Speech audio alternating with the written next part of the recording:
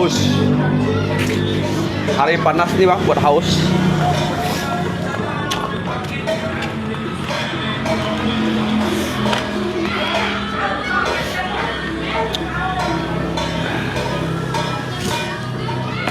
Kita masuk TV dulu pak.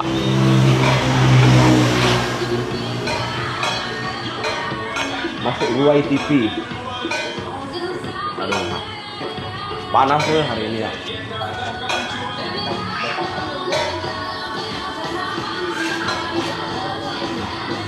Ini sebetulnya dari cuaca panasnya ini bukan mau hujan pak.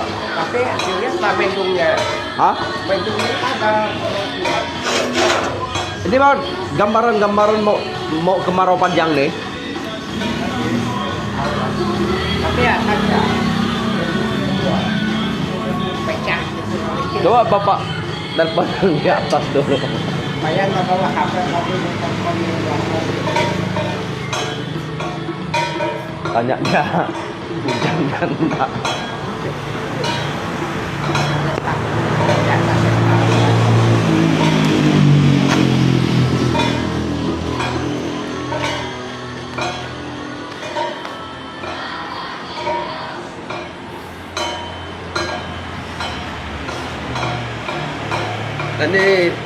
Ini udah kayak orang-orang gila lagi ya. Aduh, ha. Iya.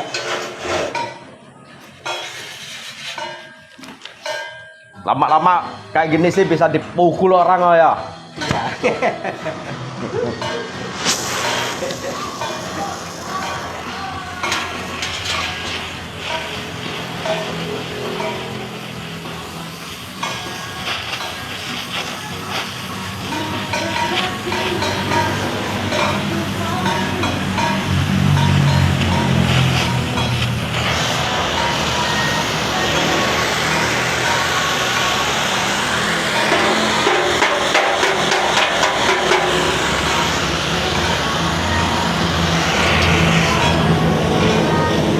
Janganlah pak main pukul-pukul pak. Saya baca polisi pada ini yo. Hah? Kawat lu bah. Iyalah pak. Aku kira ada kawan kan bilang ini bah ada untuk orang luar. Tidak mungkin lah. Aku kira yang kayak ada timah yang orang bikin itu bah. Alat-alat elektronik itu Ini kan besi pak. Besi ini kan kita lelekan dia nyatukan sama besi juga.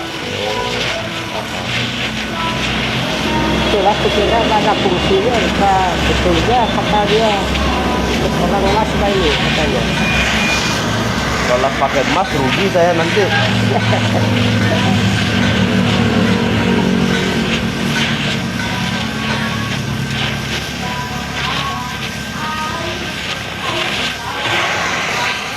Ini bakal timpai.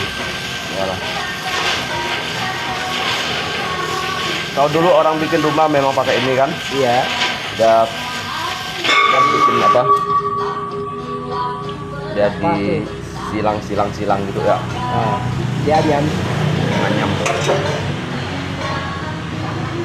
Anak-anak Tempat tua. kami nggak boleh tuh pukul-pukulan ini. Hei, tumbang nanti tiang listrik tuh kalian lempar-lempar. Timpa pala kau baru dia. Heh. Udah soal di kami kalau bunyi ini ada kode gitu bah. Mana? Tempat kami di Semada itu. Oh, Ada kode orang lingga kakinya. Kalau kita sini tung karena jadi nggak tahu lah.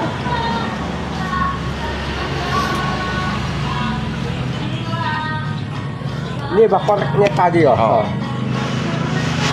Itulah Pak, saya sering lupa. Satu minggu entah mau berapa ratus truk dikorek nih. Saya mau beli obat Biasa saya masih pegang bang, saya cari sana sini ya. mungkin obatnya ada habis kali.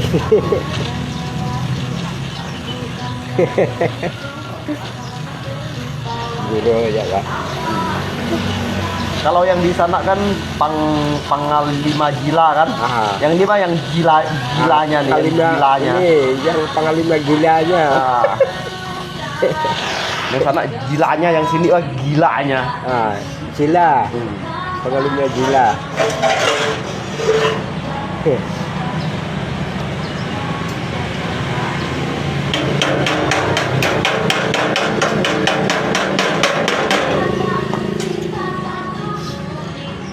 Ini sih, kalau dalam gini sih bisa 5 ton padi itu ah. Iya. Inilah rontoknya enggak seberapa. Betulkannya Ini Pak piringannya terlalu tipis. Kalau saya bikin terontok nih, saya enggak mau kayak gini. Kasihan orang kampung nih ya. itulah. Ya. Ini Pak beli di anu tuh, apa? Yang jalan Jaku tuh, Pak. Oh, Siapa tuh? enggak tahu Pak. Jalan Jaku. Sebelum Pancasila nih, Pak. Oh, enggak beli dengan kompe dulu. Pas ambil dia di jembatan nih.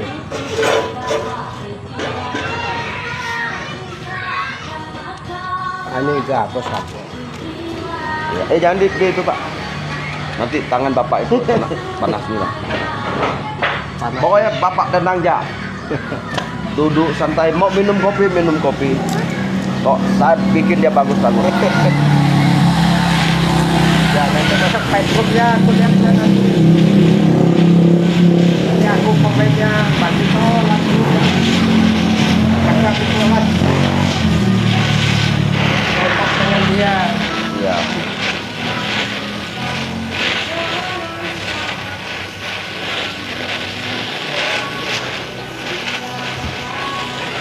Itu kemarin saya kan las itu kan, las bekas minyak rem tuh. Oporan gigi tuh motor king tuh kan. Habis saya las, orang itu dicungkit pakai kakinya. Habis sininya. Aduh, itulah. Itulah tadi yang perlu saya jaga dengan Bapak nih. Takut ini kan masih panas kan. Bapak pegang. Jadi hapus tangannya. Habis tangannya, lalu saya merasa diri saya yang berdosa gitu Pak. Ya kan? Kan rasa tidak nyaman hati saya. Betul nggak Pak? Aduh, kita ini tetap perasaan kita Pak, rasa tidak enak gitu Pak. Sampai ini ya, sampai dalam makan api itu makan. Masak nggak jadi kan? Iya. Baru saya habis las, saya las kan. Lalu saya kemas barang saya. Tadi dia cungkitnya pakai kaki gini, opor giginya tuh. Ya kan cobanya kan. Nah, Cobanya.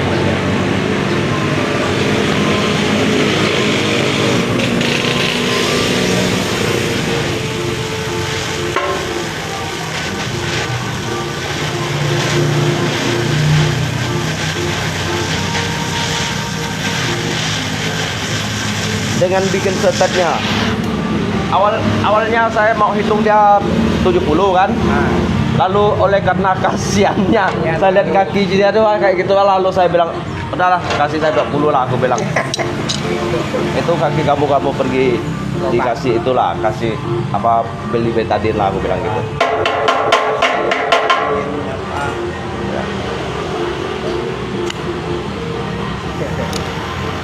Saya juga enggak kira Pak. Ya, kita kan kasih gol itu lagi. Iya. Nah, kami tidak tempat-tempat. Oh, yang punya tangan itu untuk coba aja Pak. Iya. Silakan.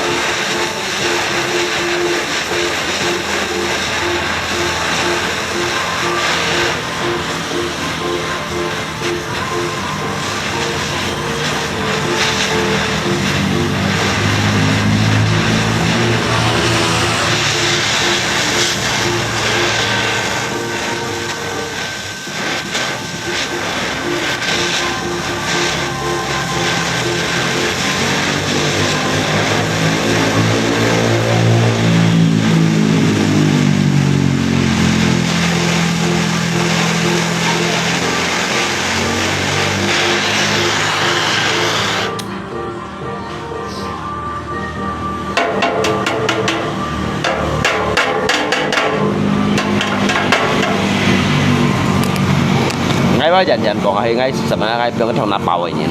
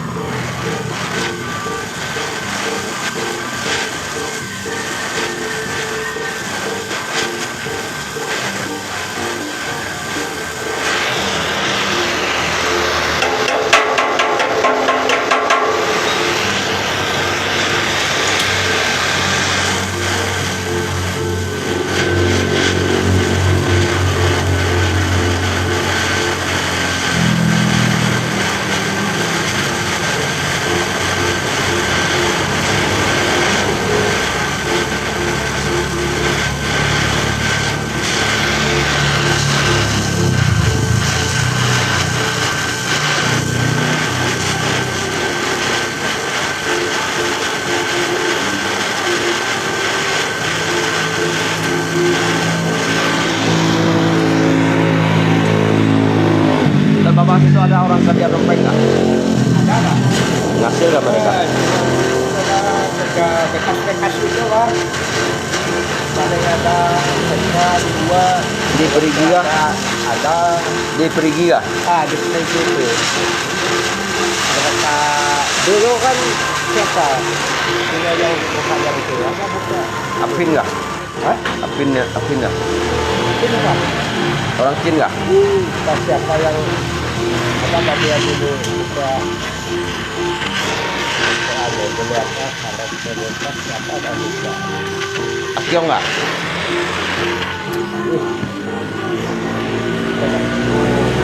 Dia orang apa? tidak Hah? Cina juga? tapi lalu udah lama lalu cabut. Keluarganya kan ada di Perigi itu Bang. Buka di anu datang. Keluarganya ada di perigi.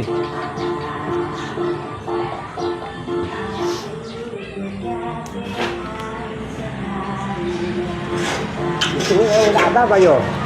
Hah? Kalau rempeng sini Bandung nggak ada Bayo. Nggak ada emas. Tapi ada gak orang buka dulu daerah sini. Di Tapang lah banyak. Apa ini bagai itulah namanya memang itu Pak. Bapak Engkel yang jual ikan tuh Pak. Iya. Akiong besar namanya tuh. Kan bukan situ dia. Di daerah sini kurang emas tuh. Hah? Kurang. Saya ada sering coba. Dia kan bukan dia itu di Bana kah? Nah, di mana? Kadang kan masih dia. Tapi emas sudah turun. Udah tinggal 1,6 juta lagi. Ini kan 2 lebih. Kemarin ada sampai 27.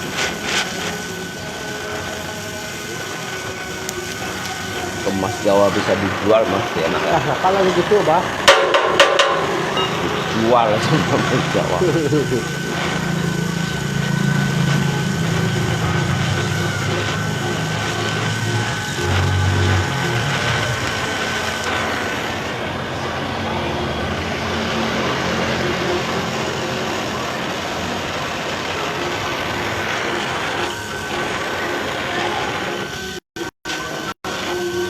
KPO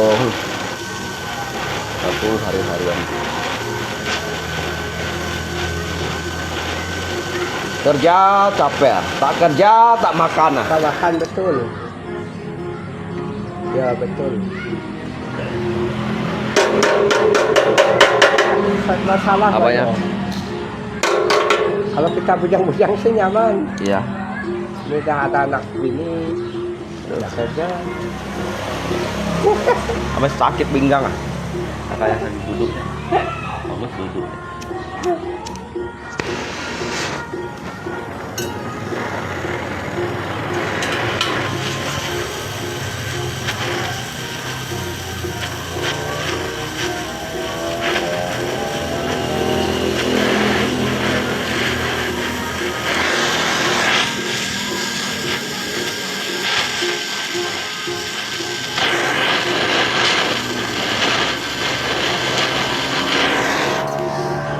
Hidup ini keras.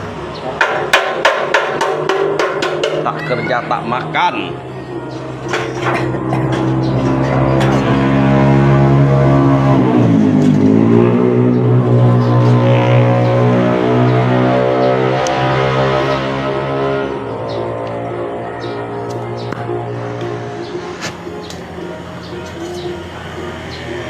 Dari dulu kerja enggak kaya-kaya. Oh, Mas, iya Kan? betul. Saya pikir pun gitu. Dari dulu, ah. Kerja pun enggak gimana yo. Pun masih tetap miskin. Tetap miskin. Itulah. Itu hal. Itu. Orang kerja tanam padi, kita tanam padi kan. Apalagi. Orang kerja nore, kita nore. Orang kerja tukang, kita juga tukang. Ya, tukang, iya. Kayak aku ini kan bertukang. Ini dengan alloy itu Apa kan salah dan dosaku? dengan alloy yang di ujung tuh, Pak. Alloy yang mana? Yang sana tuh. Oh, alloy. Aku kan pernah gabung dengan dia. Oh, Bapak dulu kerja tukang juga. Iya. Itu enggak gimana ibaratnya ada lubang itu, Mas. Paling terima gaji pegangnya satu hari. Sebentar habis. Nanti terima gaji beli ini, beli itu, beli ini tuh. Habis? Ujung-ujungnya pun beras pun masih kurang ya. Itulah keheran.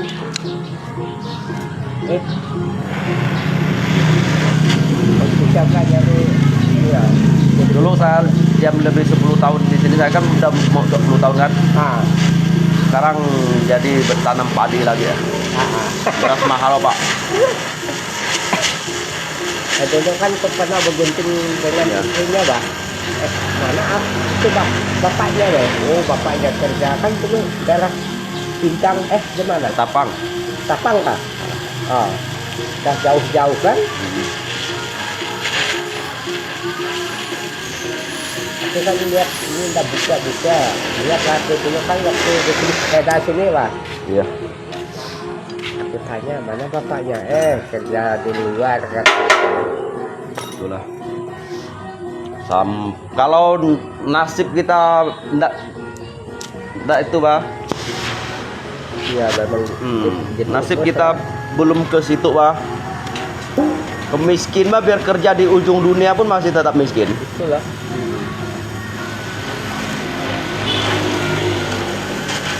Dengan susah.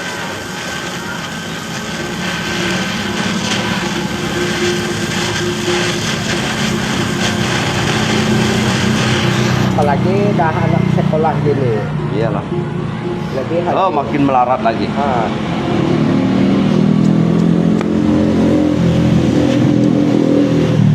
Kalau anak masih kecil masih bisa lah. Masih nyaman. Masih bisa satu bulan makan daging 3 kali 4 kali lah. Ini tiap hari makan ikan asin lagi ya. Nggak darah tinggi pun jadi darah tinggi ya. Iya. Udah ikan asin campur lagi daun ubi. Daun ubi bertambah lah. Makin darah tinggi lagi. Mati yo kayak gitu. Nah, dah sip ya Pak ya? Dah sip. Sip lah. Diperiksa-periksa dulu Pak. Ini enggak kayak tambah ini ya. Iya, ya. Tambah lebak. Oke, Pak. Ini bisa kasih titik kah? Apanya? Titik itu ya sini yo. Oh, bisa Pak, bisa.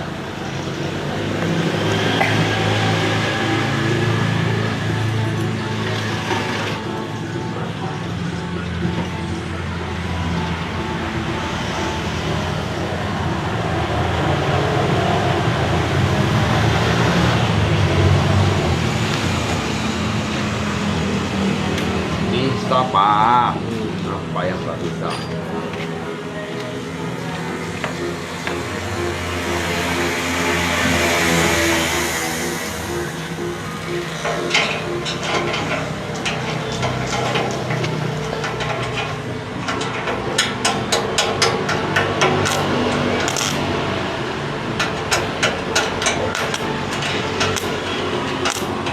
Hei, dianggap sekolah baik mau ke STM.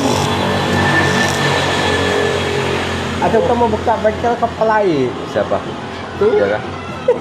Nggak, nanti habis nanti pemilu kan dia mau calon juga. Oh, kalau dia calon lebih Dia baik. gantikan Prabowo. Lebih baik aja lah.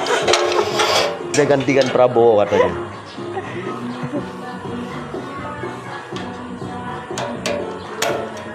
Dah aku suruh ganti dengan senapat yang baru nih, Bang. Yang mana? Itu yang bunyi kayak bunyi pesawat juga. Itu nggak bagus Pak.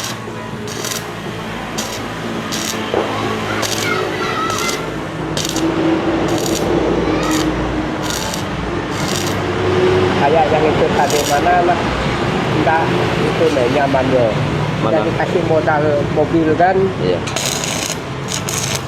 kadang-kadang anak dikasih gitu, kadang-kadang gila kan. Oh, Mm-mm. Kalau kita siapa kasih Pak? itulah kayak kita ini siapa yang ngasih?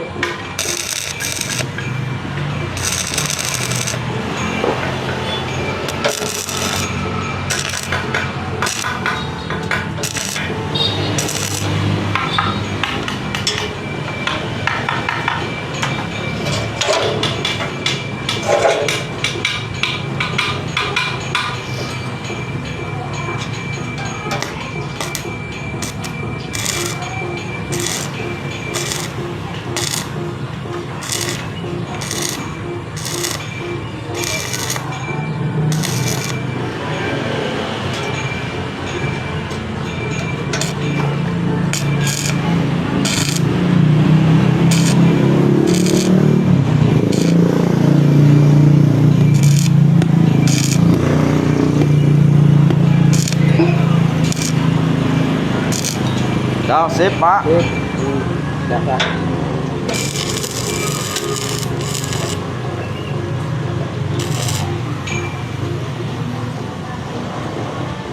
Periksa dulu. Ya kan? Oh, lah. Pulangnya kan jauh, bolak-balik pusing pala. Saya sih nggak pusing kasihan bapak Pak. Hah? Saya nggak pusing, saya bilang cuman kasihan bapak, saya bilang. Ya kan?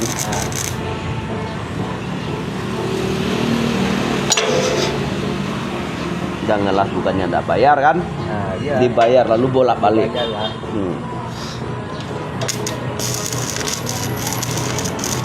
Dulu kan ada aku bikin sepeda anak aku ini. Iya. Kan sampai cat-catnya dulu lah. Iya, ya.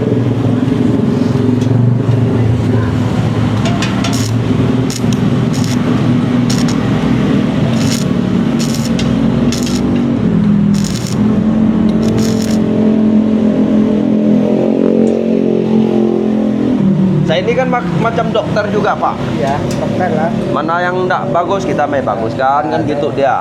Betul kan? Ya.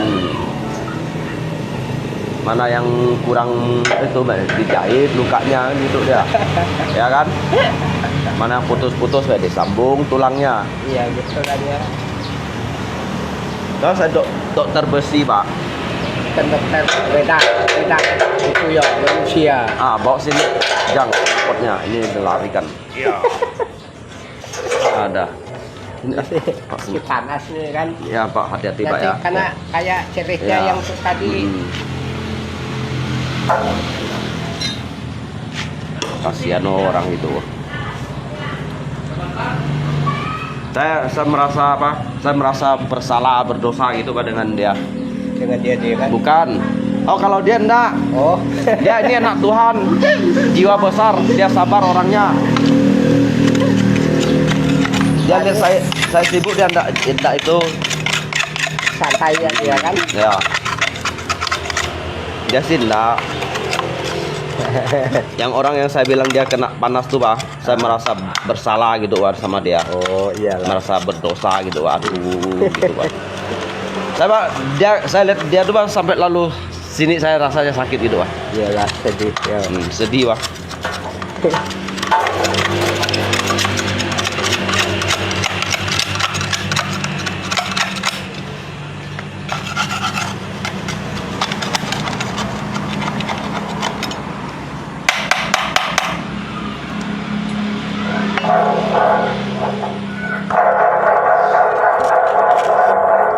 Ya, Bapak tanam berapa banyak padinya?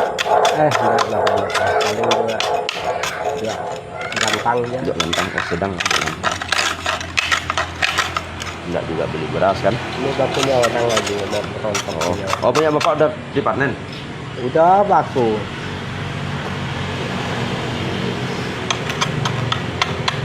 Gara-gara kerja dengan orang lah perontok yang gini.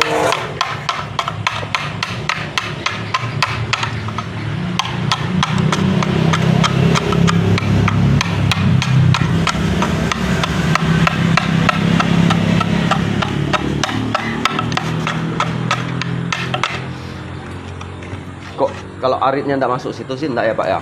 Iya, kalau akan tak masuk sih enggak. Ini aku bilang sejarah. Merontok sini dia lalu arat pun dimasukkan. Itu enggak kena orang Pak ya? Itulah.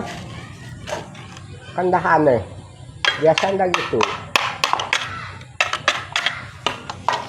Kalau sih kena arit itu sih bisa ada mati di yo. situ bilang hati-hati ya, ada aret tadi hilang ke mana mungkin dia pagi ini kan gitu. Itu enggak ngomong-ngomong. Ngasih ya. Kau ini mau kerja kan mau membunuh orang ya? Itulah aku bilang ini semuanya laka orang mah kayak gini. Aku bilang. Ini bukan mau kerja mau bunuh orang itu. Mau suruh orang tua mati kayak gitu.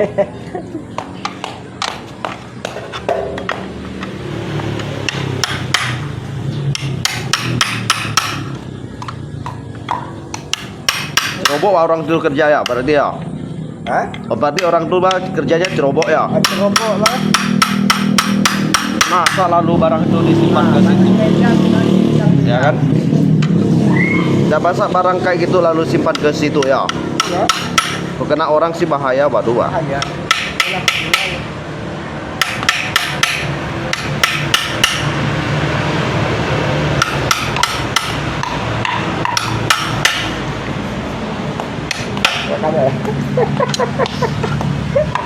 Nah, Oh ya, terima kasih Pak ya, terima kasih banyak ya. sama-sama lah. Mau bawanya pun masih panas. Iya. Santai aja dulu Pak. Mau minum kopi kah? Pesan Nah, kopi. ada.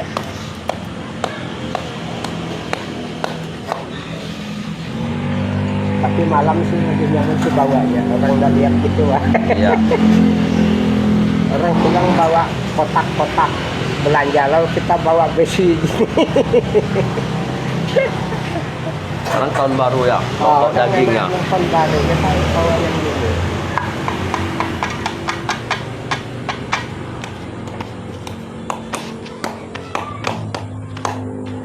Orang gonceng babi satu-satu ekor. Orang konceng ayam, kita lalu konceng mengkono basi.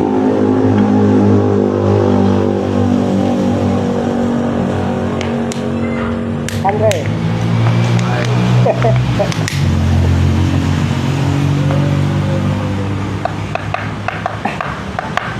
Itu PLN baru kemana PLN tuh? Enggak, kok ada ambil tang yang di bengkel sini kan? Siapa ambil kan? Nah, menjaka lagi ya. Ini sih lagi hangat ya. Bisa nggak Pak? Hah? Dah. Bisa nggak Pak? Panas Nggak kan? dingin sih. Itu panas.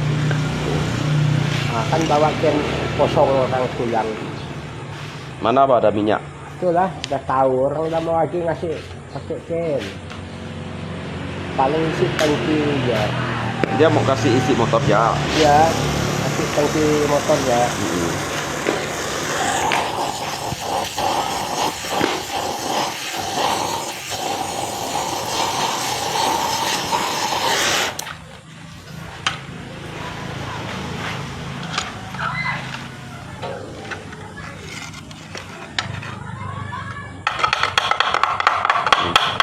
bakal ini bekas oli ini.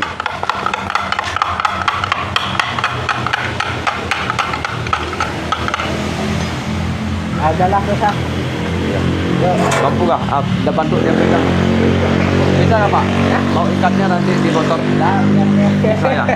Ya terima kasih banyak Pak ya. Ya. Besok main lagi ke sini Pak. Besok lah main ke sini Pak. Tahun baru besok kan tahun baru sini.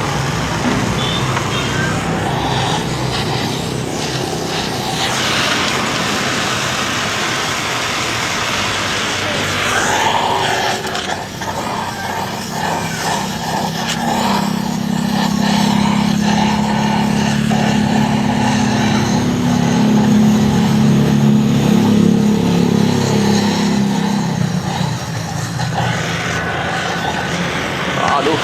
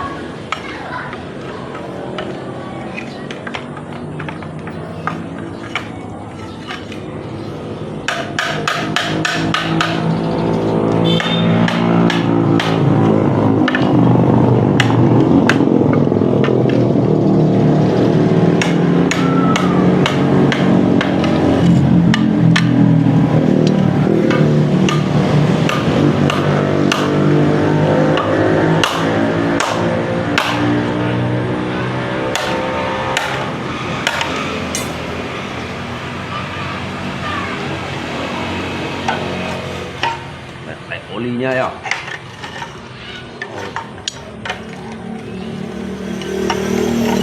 Olinya. Tabungan.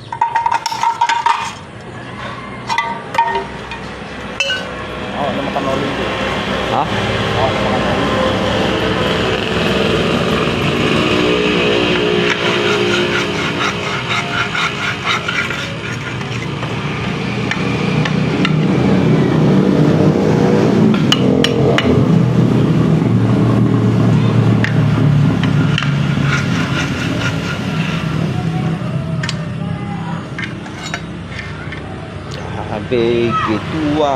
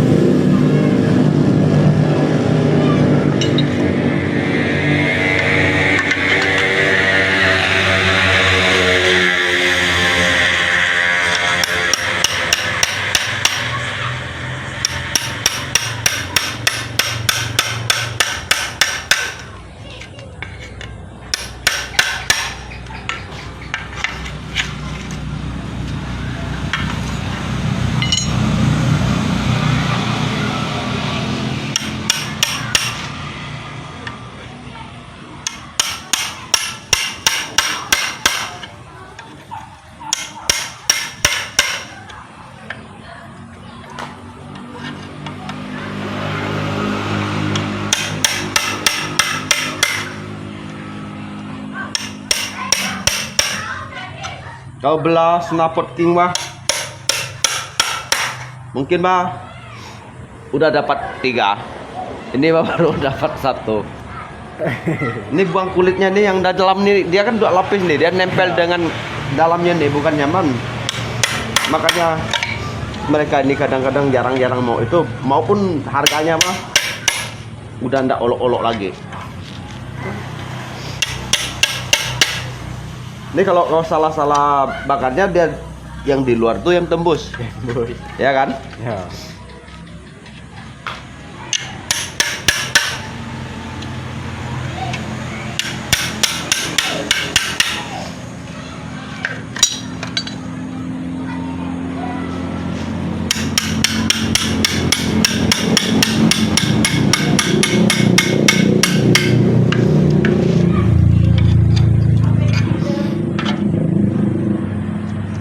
Saya kan udah terbiasa bikin barang ini. Cuma memang bikinnya memang enggak semudah. Kena bobok juga. Hah? Apanya? Kena bobok banyak orang juga. Dulu saya di Ketapang memang khusus bikin ini untuk orang-orang balap punya. Kalau dia orang-orang balap tuh itunya dirubah lagi tuh. Ini masih dipotong juga ini.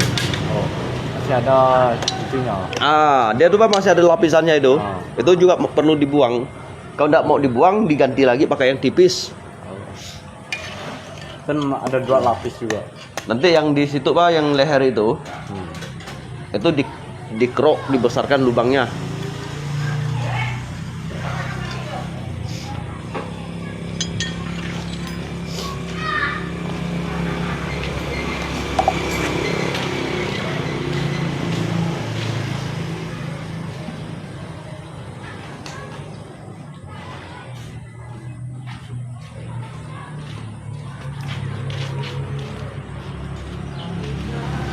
Ngay hạ ghê phiền gì đang ngày hạ gì đó.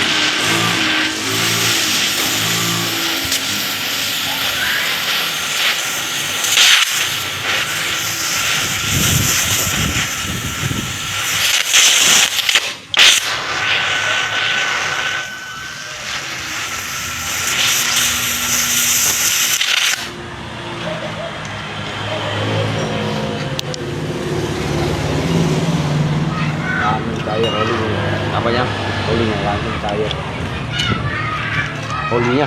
Ya.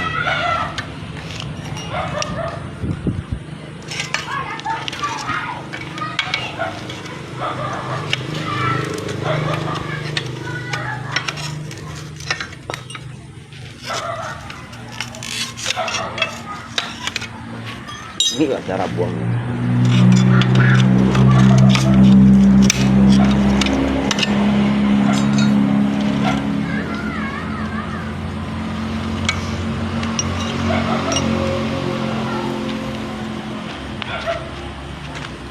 Yang ini ada juga lapisannya ya. Ada.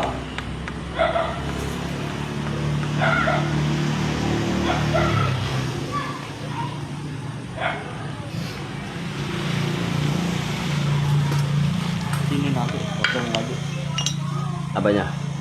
Itu enggak perlu lah. Apalagi dipotong. Itu kan langsung dibakar, dikeluarkan. Kayak ini juga prosesnya. Kalau dia enggak bisa potong 3, potong 4. Kalau enggak bisa potong 4, ditimbang kilo. Jaring sih dipotong nih tengah ini.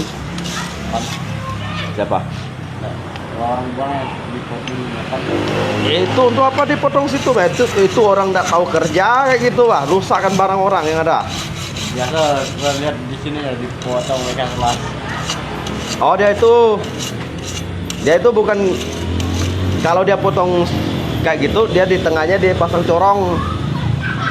Tahu nggak? Pernah lihat nggak motor yang dipasang corong di dalamnya? Biasa di sininya ada. Nah, tuh kalau soal knalpot motor tua kau jangan bohong lah dengan saya. Itu corongnya saya bisa bikin. So, apa kelebihan kalau ke corong itu? Dia kan suruh suaranya garing.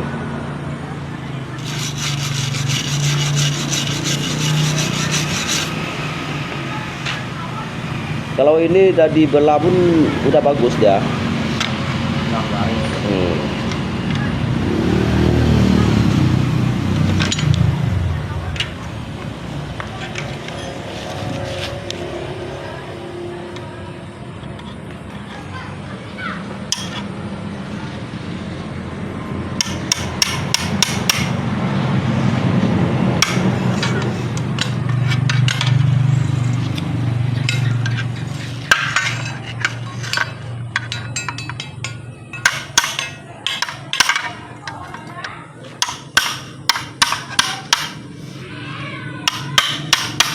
Yang saya salut mereka bikin ini, Pak, bisa nempel lalu itu, Pak. Bikinnya. Kayak kulit dengan daging lagi nempelnya tuh.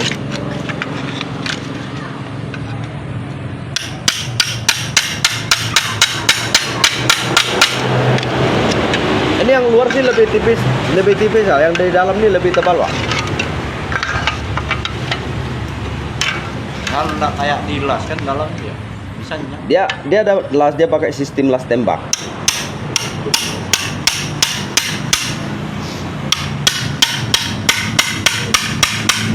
Dia lasnya pakai las tembak dia.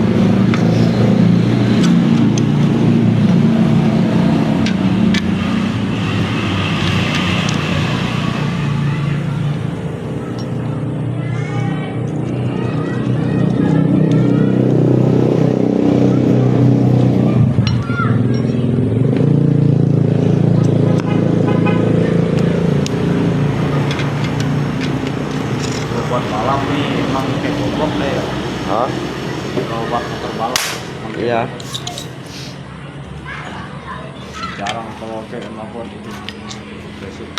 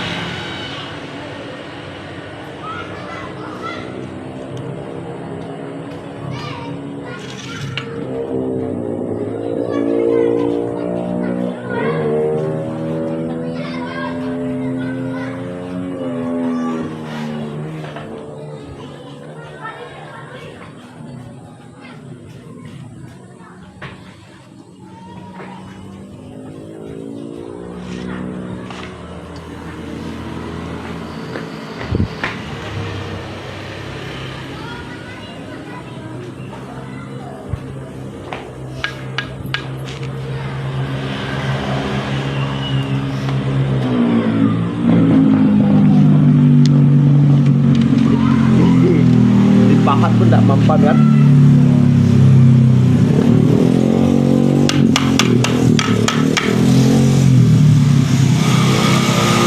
Ini kan dia mau dipotong 3 bagian sini, nanti dipotong kan.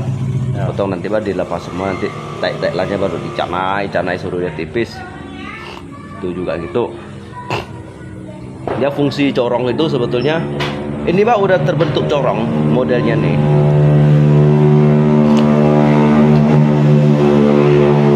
Kalau mereka bikin corong itu dia kan panjangkan itunya apa sulingnya tuh Pak.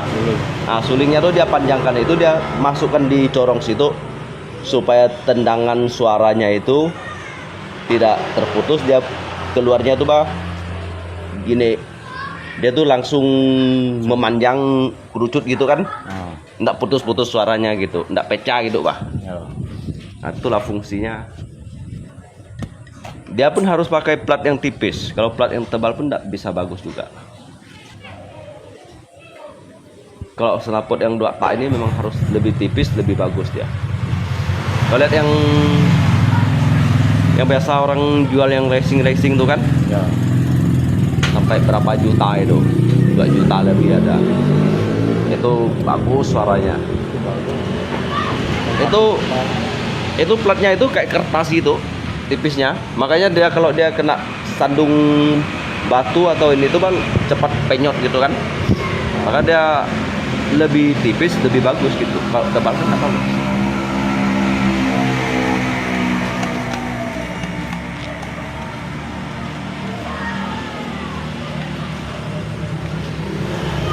Ini ada merokok kah? Enggak.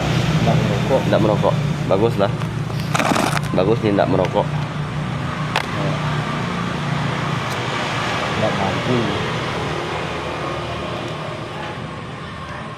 Enggak mampu kah? Ya. Buat napas ya. Oh, pernah coba. Pernah.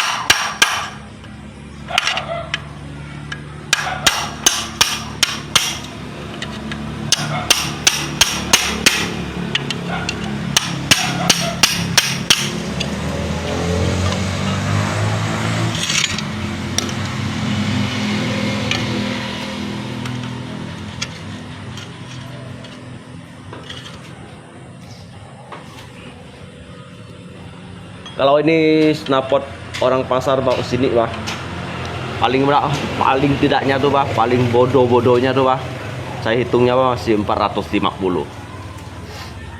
Bukan bohong bah.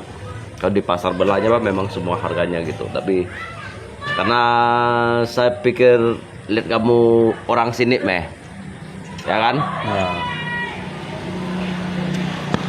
Nah, apalah gitu kan, nggak bisa tolong menolong gitu bah.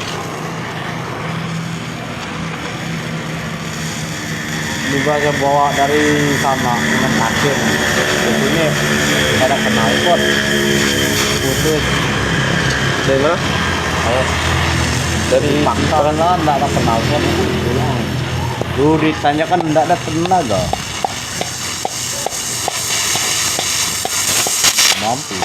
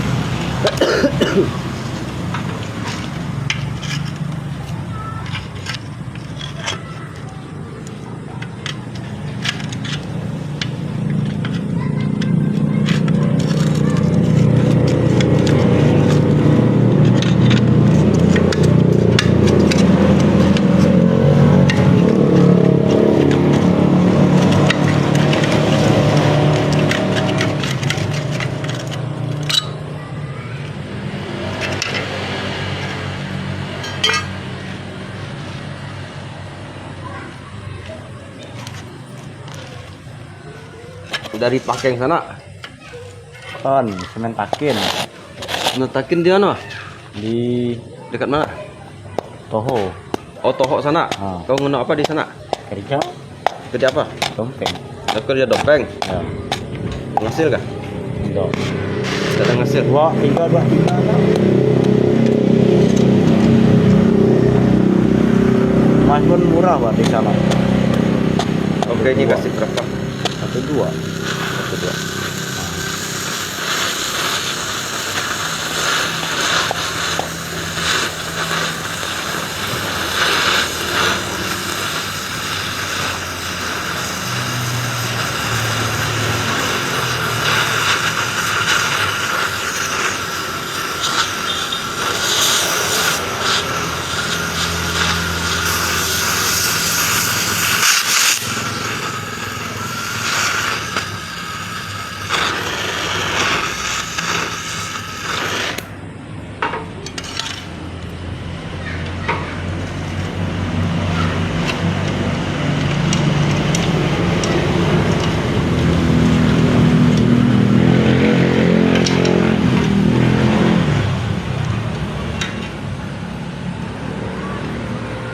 Banyak lah orang kerja situ. Dompengnya banyak di sana. Mampu balasan. Oh, dekat Tohok sana. Ya.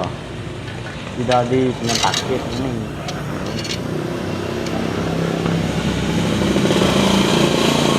Oh, nak pergi lagi.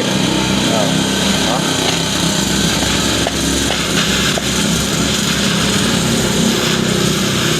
Jauh.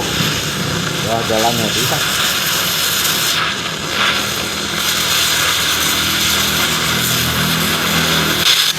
Kalau dia jauh ada hasil masih mendingan kan? Oh. Ini ada. Udah jauh hasil nggak ada.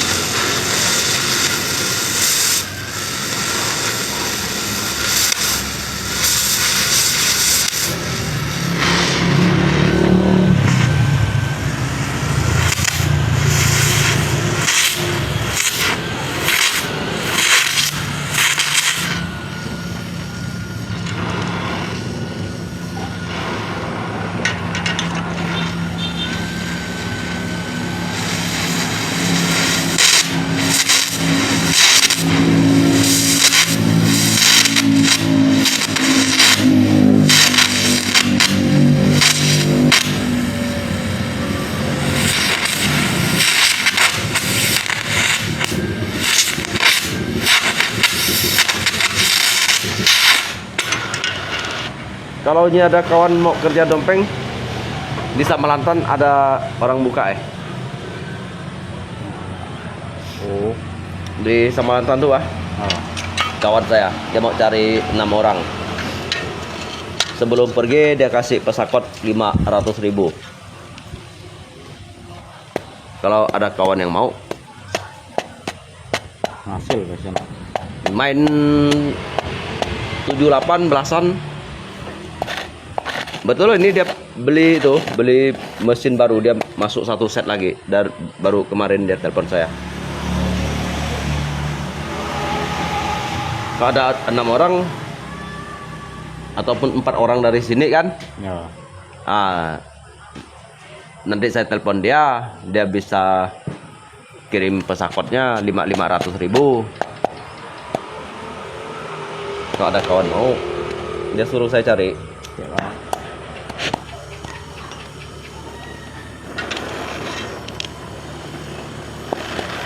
Yang di sana masih banyak utang. Gimana? Kan minjam kemarin tuh kan baru.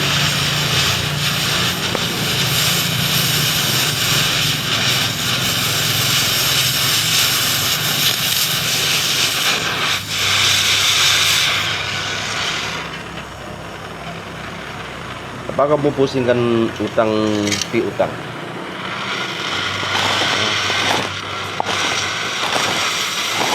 Gimana lagi? Tidak nyaman gitu kah?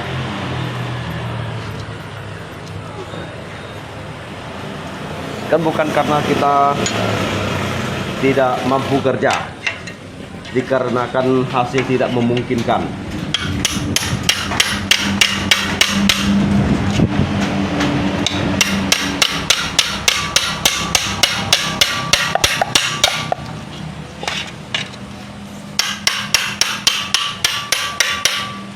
Kalau kerjanya tidak ada hasil, nanti malah makin tambah utang yang ada. Ya kan? Beberapa minggu lunasannya tuh. Nah, Ada minggu. kalau misalkan di tempat lain 1 hari mampu belasan, bagus, cari tempat lain, dapat duit, bayar ke dia, kan gitu dia. Ya.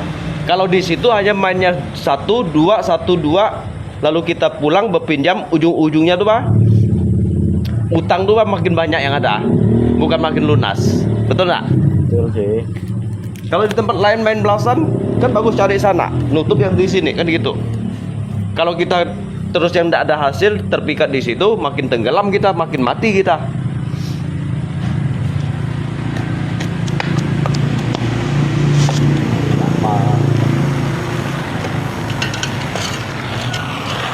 Yang sama sih habis lunas tangki kabur.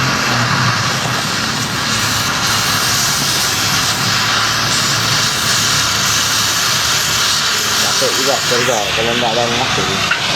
Kalau ada ceweknya sana kali. Oh, nggak ada cewek di sana. Hah? Nggak ada. Tidak ada cewek? Nggak ada. Banyak laki semua. Ada ceweknya nggak ada di rumah. Masa kampung situ tidak ada cewek? Itu sekolah. Oh, sekolah. Oh, magang.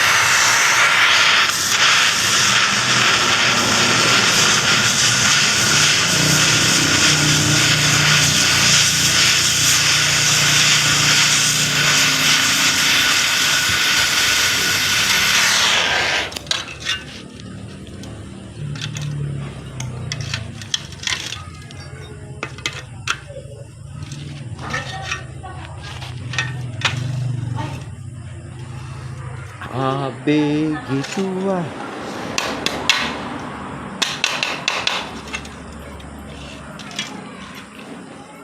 Oh, pulang dulu, enggak apa.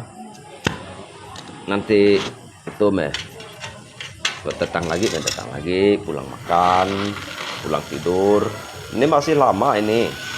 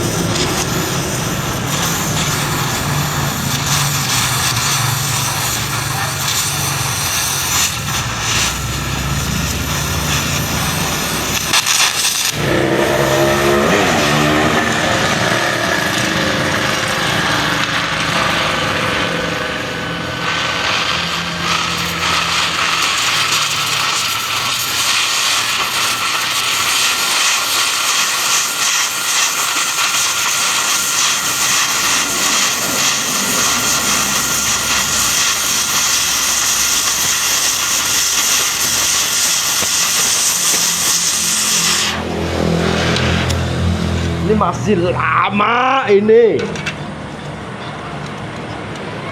Masih mau 200 tahun.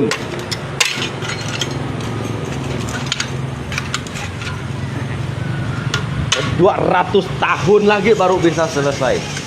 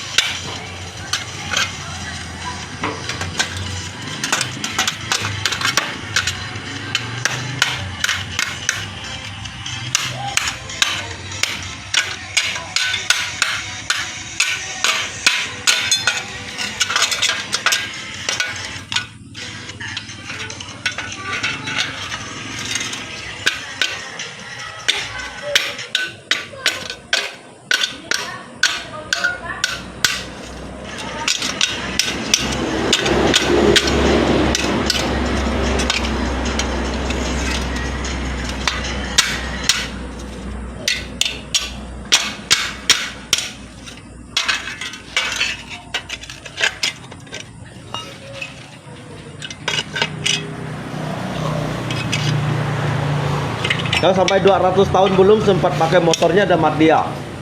Pak, Kalau sampai 200 tahun belum sempat pakai motornya orangnya udah mati duluan ya? itulah.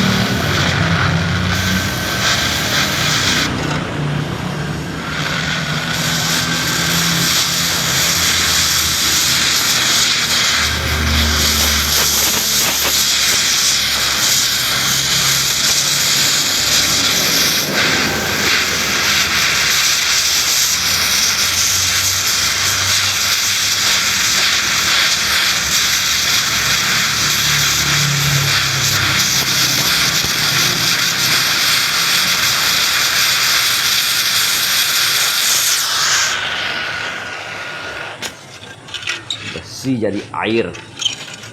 Bersih bisa jadi air.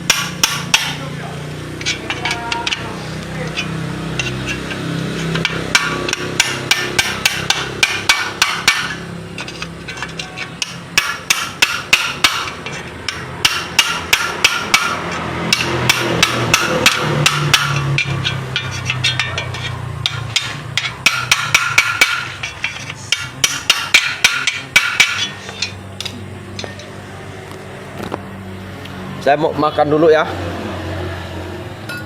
Lapar Mbak nih, Bah. Mbak nih, Bah, lapar.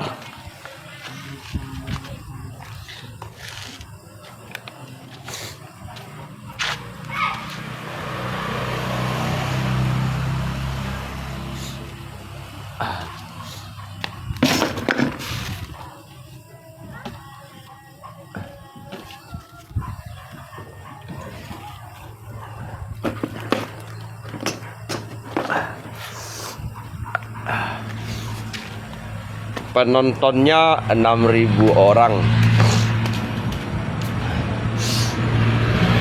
Lihat, lihat biasa kawan.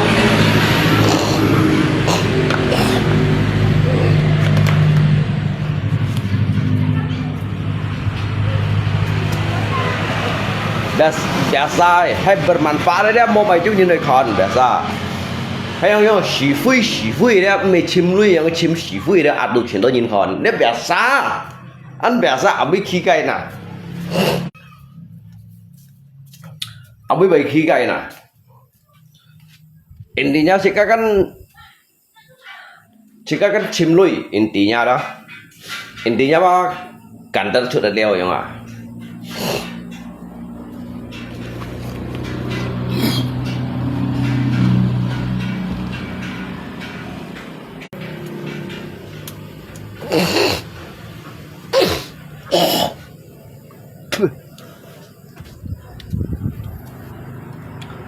Aduh, tu si Chin kia kan tao tiếp tu si kia. Ayo.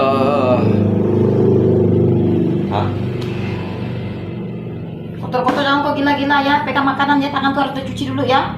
Baik. Kau tengah stres, meh. Chú Chin sạch. Lên mày đó. Các bạn xin à? Theo. Hả? Theo. Dụ tháo. Bên trong này cái sạch nè. Biasalah, para produk bakar hidup nih. Kenapa warnanya kayak gini? Jangan kalian tahu orang yang udah capek di pasar-pasar di obat dulu di pasar obat 145. Rồi giờ. Hả? Pak sebelah.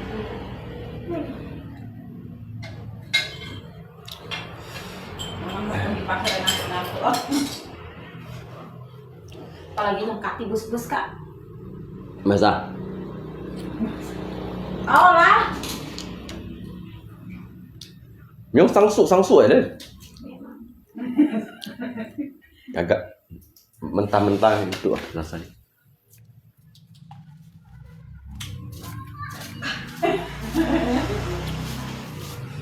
Oh.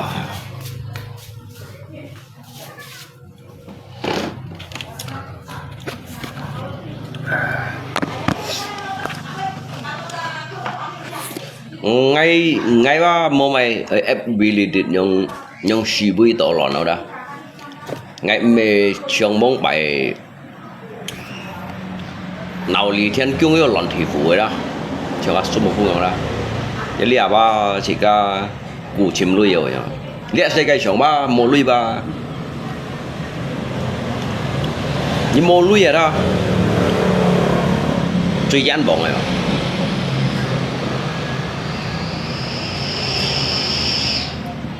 đấy cái cụ chim lui rồi hả? Jadi clip đó vô chạm manfaat đấy. Jadi hay vô nhìn chỉ đồ cái cụ đó ở两班黑này đó. Nhất luôn có bảy khoai lũ sen bên cái hàng và cụ đó mấy chỗ sẽ trên nó sẽ choอย่างđó. Mới nhìn tập cụ. Tapi saya dari kue, saya dari kue hang ahi rồi không ạ?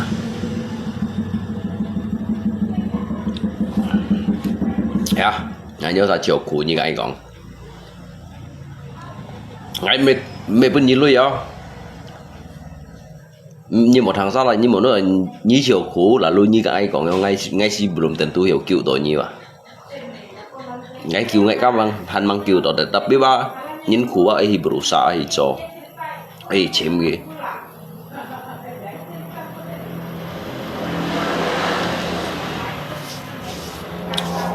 cái nhiệt như nào là đó kẹp bạc chen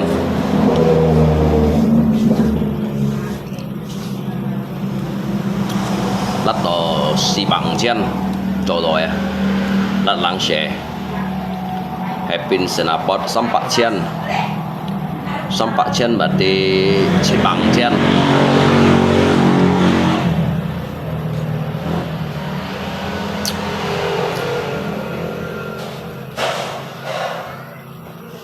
thế mới nhận được cibang chen mới hỏi hả chúng ăn sao hả xem mồi đâu sao khi chả mồi cầm kẹt chả nhận mồi à sao tôi khi điều gặp thua này như bị cho chơi mồi liền chăn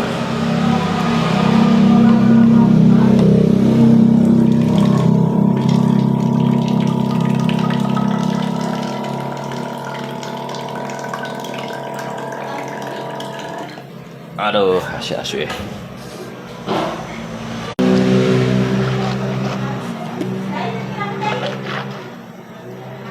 Ngay mê sombong kawan. Ngay mê còn sombong bay ba.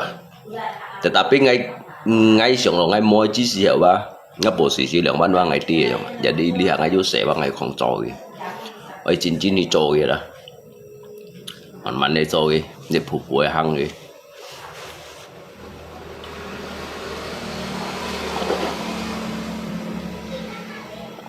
rồi vô ly sẵn thì lấy sẵn đó bạch theo chui shit mày theo chui thông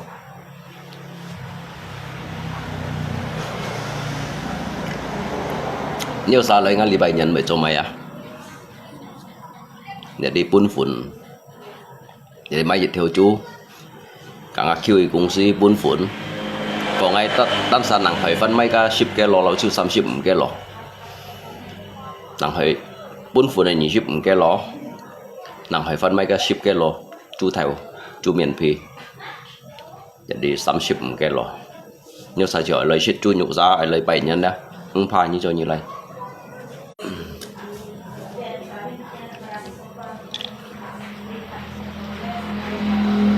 cái ngay mẹ bằng mệt bữa nhìn shit đây cả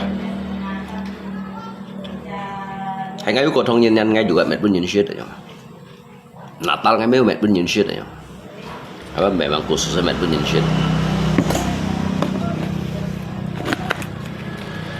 nhìn put pha keo shin nhìn put pha keo shin rồi đó put nan keo sim put liệu nhìn shit càng thì cầm cái mày nhật cầm cả ship thông một cái rồi để ngắt rồi chỉ kia ba cái thiên hạ tụt một ngày rồi nhưng mà dia mau jit at sama ya pun jit ba dan sama nyong. Let me harap imbalan. Let me harap imbalan. Seiring waktu kadang bawa Evan atur jangan bunyi nyong di sini. Tapi nhìn me hanya dan cho này dan nó ấy chỉ cho đấy mau chọn nhiều nhiều.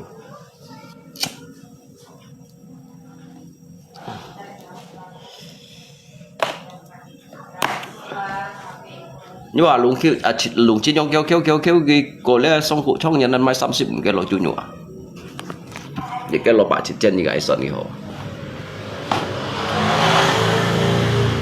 còn kéo đó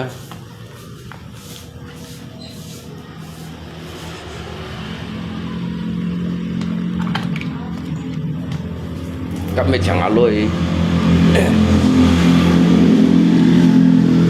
mấy chẳng ai tan xài nó lọt thôi chứ chuột tao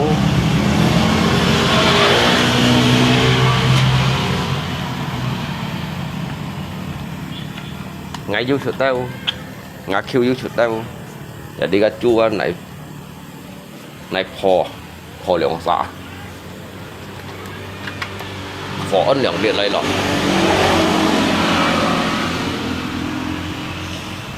phò ấn lượng điện lấy lọ nếu không nghe đòi hả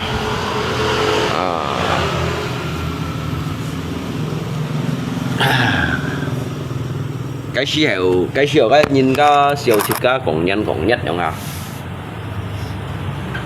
Dạ bác mua còn nhất đây. Nhất xăm nhiệt cầm một chút chai à? Xăm nhiệt à?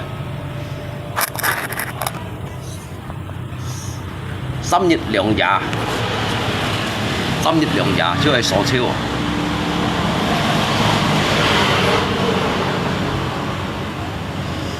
Jadi moment mày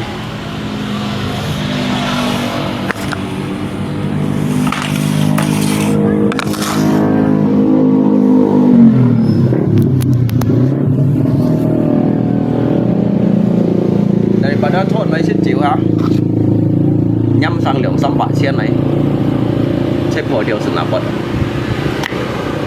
hay phó sự nạp bật sẽ bút theo phò gì tu si bạc xiên với ngả li mét ba nhận xăm bạc xiên đang bằng xiên nào năn cái nào trong kiểu xã hầm nhìn phò bắn kỳ cân dùng cung nhiên à không à kỳ dùng cung nhiên hầm cung nhiên như cho hệ thống con chó rong ấy phải phó có xoắn hệ thống là trong chó rong juga hiểu thì các dari phùng bao liung sai jin bao rồi vậy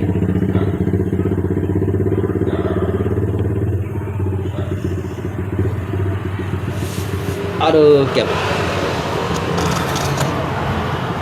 điện bóng kéo nhau ấy suốt rồi à. Cái bây giờ như chun nó điện bóng kéo nhau.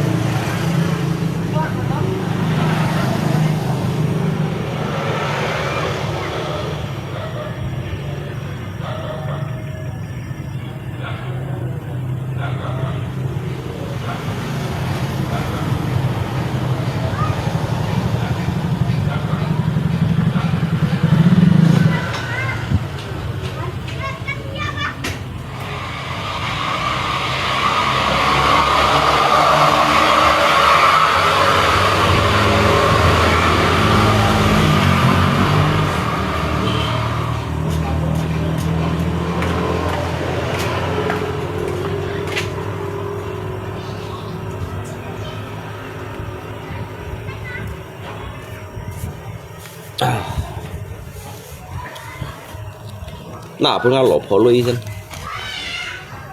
cái chọn nói lui kẹp vào chân dưới thời chịu lui dưới nè thời liệu bản tuần chịu lui cái tụi may chịu mày chân này các snap có xăm bạ chân đầu tiên xăm bạ liệu nó mà lộp hộp bạ chân cho lắng xẻ lui đấy cái này lắng xẻ lui mấy món này bật số côn là con ha bạ chân tắm vào bạ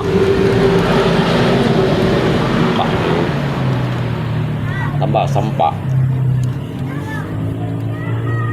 yêu na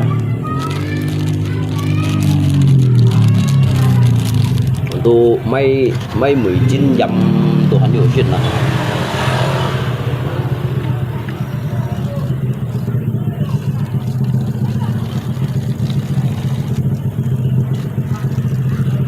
cho sản phẩm đưa lần của bạo cho xíu cho mấy tí cháu trôi mai hôm kia cho asa hiểu trôi được cho à ai hâm cho sản phẩm đó ai hâm cho mấy tròn cọ bà đi ai hâm cho mỏ cá cho lát phun chả cho chung pha thiệt muốn à cả nổ bia cháu cho đi à cháu cho một phần nhiều đi à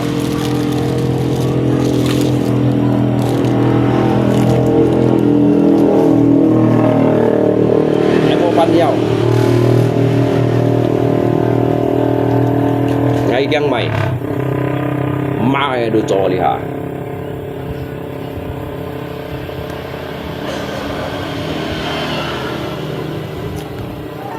นี่นำโจมมากไงกันดูจ่ออาซาเขียวเปลี่ยนลุยอาซาเขียวเปลี่ยนลุยเอาจ่ออาซาเขียวเปลี่ยนลุยเอาจ่ออาซาจะมองมาจ่อใช่แล้วnhưng mà mòมาtheo cây ngay bên pha lịa sang thùng ly lượng trên nhị ship liệu nhé này sang thùng ở đó ngay bên pha gì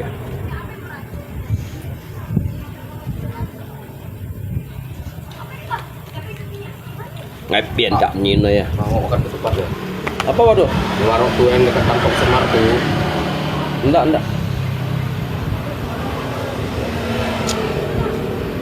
ngalai nak bunga xịt ra mèo đó ẩm mèo trong thiên ăn ở đó để thì các nhìn căn nổ mì cái này như cái loại trong thiên ăn tuổi này choi chơi chạm mày lượng sen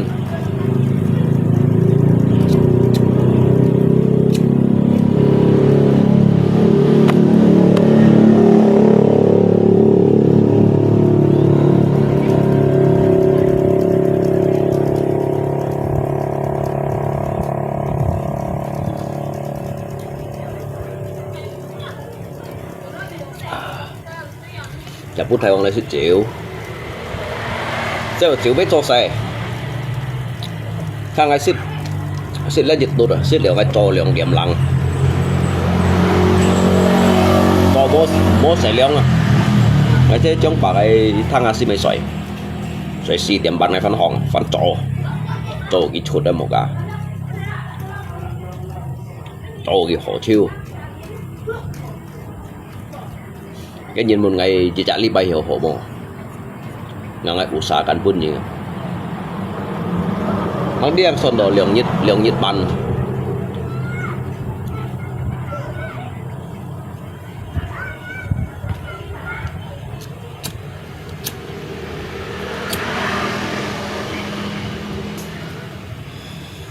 ngày tâm sao trổ á ở dưới xăm thiêu ma ở xăm thiêu tenaga kuda đó yang hiểu tuy ngày rồi ngày chín rồi hả đó rồi ngày mỗi chín rồi thì ngày bây giờ sẽ sang hàng mỗi mấy chỗ bên lia hàng ngày mới nông việt ngã sĩ gen đó gọi tụ sẽ là uang này đó ngày chỗ mai lui ngày chọn chiêu gì là lui mấy chọn chiêu gì mai lui nhìn hầm đó ngày nhìn hầm đó người ta ngày hầm mấy lát thì thùng ngày mấy lát thì thùng mấy chọn nó thì thùng lui nhưng lát một cả mấy lát một cả chọn nó một cả lui nhâm trôi của nó bạn mấy trôi của nó bạn chọn đây của bạn lấy nhìn hầm trôi thiệt bốn mấy trôi thiệt bốn ngay kiang mai selamat malam mẹ mùa mẹ mày ketua ha nói thụ mùa sướng à ngày last đều xả chiêu rồi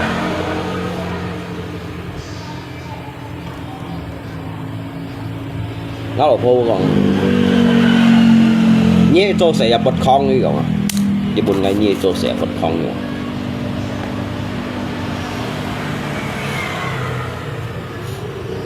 ngon như mày đi như đầm tiệm cái bôi nhiệt nạ bún ghi ship theo à cái nhiệt nạ bún ghi chết bạn trên họ ngay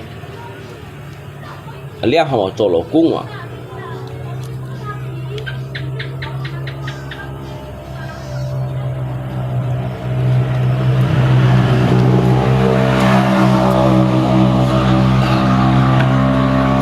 các thiên tụ nội dung bởi tô sáng sẽ thế cả năm mô lui cả ơi bởi mỗi sẽ sang là bởi cả năm mô lui cả hiung thì chỉ mấy mỗi sẽ cả nó chỉ có mô lui cả pen juga bởi mỗi đó sang là sẽ juga hay cả nó lui phong pháp đây cái pengaruh cả jejak kehidupan ba cả jejak kai siklus kehidupan ada juga hangai lusian ada cái pengaruh ba an thai như mô lui ba nyapa nyame Tuhan han bệnh sukat nhiều như môn lui ba nha hiung thì chỉ mấy juga han bệnh sukat nhiều như môn lui ba môn như nhiều sống sinh gì như môn lui vậy đó như môn lui ba môn như nhiều sống sinh gì xoay lẹ xoay gai sống jadi sikap me kong masalah to lui ba sikap me masalah kong ai chim to lui ba tetapi setidaknya ba phải thon lui dưới chó dưới chim dưới chim kan jika juga mai 30-40 cái lỗ chui nhủi shit ngày mấy phiền nhí ngày mai 30 cái lỗ chui nhủi ca sau đó nhìn lại như hình ra buộc hành luôn các bạn so sánh tủ lượng mang đi du trường ăn thải mùa các chỗ bạn so sánh tủ lượng rồi đó mang còn hồ ba mang còn ngồi du trường ăn thải cho ngasi pribadi và ngày mai pun nhìn ngày mai meli di Tukichi wa nasi pribadi mai do ngai langsung pun di kampung yin situ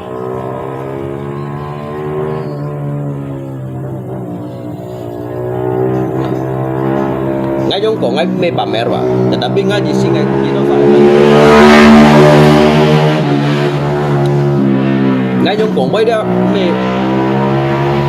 me masalah ngai pun siwa karena ngai juga rezeki ada ngay nhung còn bay ba làm arti ba ngay mẹ còn ngay hiung như đâu sao à tapi như đâu sao hiểu thằng đó sao như hiểu ai lấy ba mày trâu mày giống như nào nhớ sao thằng đó sao như hiểu ai lấy juga mày trâu mày giống như nào tapi như đâu sao bảy môn lấy còn các tú ngay mẹ mang mệt vun đi tới chung nhìn xí đấy ngay mẹ mang mệt vun nhìn xí đấy Ngay biasa jitnyan mah kelin nu ningsit. Sa so syukuran. Sa nhìn ka lấy vũ kali nyamkin mẹ mẹ pun shit. Thong nhìn nhân người mô có. Cái bữa những mô có thong nhìn nhân. Kenapa ăn khun le yang nyen nah. Jadi mang kotong nyen sika tu ko leo na palau yang ada. Sika dalam arti memo kotong nyen ma juga cuman bukan limit lo shit yang. Betul ya met khai hidangan phân phối xây phô chỉnh sụ mẹ mẹ đây shit yang mẹ shit đây sam sipu jai ko đó. Ko mai ja tiam pan sih. Tapi cái bunyi nggak chơi ship ya tiam pan. Kotong nyen mau chơi tiam pan. Jadi cô lẽ như này lẽ xong cụ xong ấy lẽ xin mía à tụi chơi thầm bận. Tadi bilang 25 kilo. Nyisip kilo ngày kan fan mai ấy. Nyisip kilo kadu dari ngakiun saai kan pun fu này dari kungsi mai ấy. Jadi nang hỏi fan mai kan 10 kilo. Nhưng mà phần ngất cái chú nhục kéo thải bát ấy để đặt kịp tốt bát ập biếng chiêu à.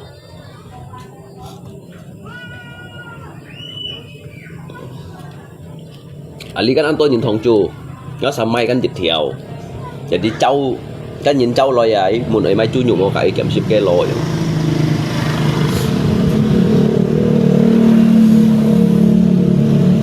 Sekarang bilang 30 kilo yang mana?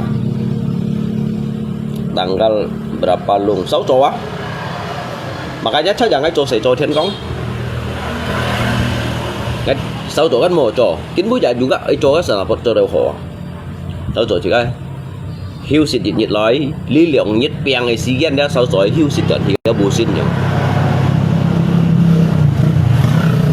Tapi kan snapot sih macam mana? Ngap PR bahan toh. Ngap PR bahan situ sebetulnya. Các trontok padi ba ngày một liang ngày lật. Ngao sen dùng ngày lấy dan cả ngày han yang lấy. Lihat ni lo lấy ba ngày nhiều cho ngon.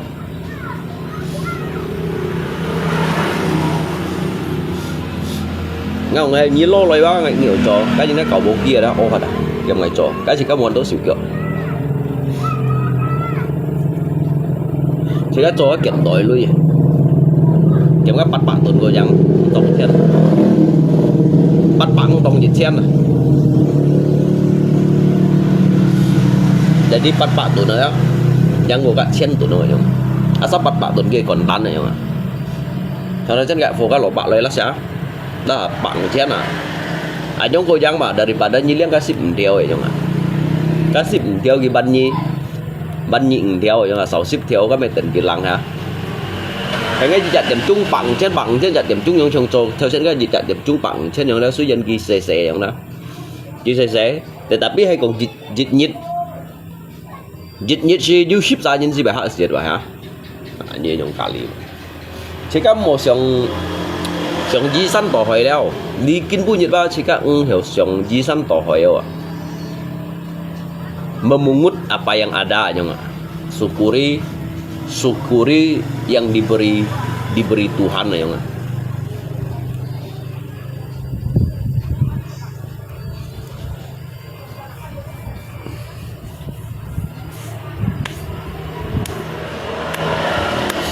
Kan? Sáng à liệt thiên như ông cung phin này thiên chỉnh cung phin đâu à? Cái bữa nhiệt cô thông nhân ngay mua bán để xe kan. Mau lui juga. Mau mày lui na lui mày cùng na kayak Pak Chen yang na liang sam Pak Chen yang kan juga hay lui ya. Jadi hanya mai do cakai. Boleh opan ke lo junyo. Tapi kau lihat sit mie đó. Cầm liang tu kêu lăng ses. Oh, en lo à. Chết bát bạ. Liên này chết bát bạ. Cái bunyi liên này pokoknya cái ăn kiểu liên thò thì đó. Sing bạ chết bát bạ yang à. Cái tí untuk pencegah kolnya này đó. chỉ pun chỉ các cô nhà này đó jadi lết thiên nhong thằng này nhong lết thiên mua châu cũ lết thiên bao nhiêu thằng chỉ cái độ nhong lewat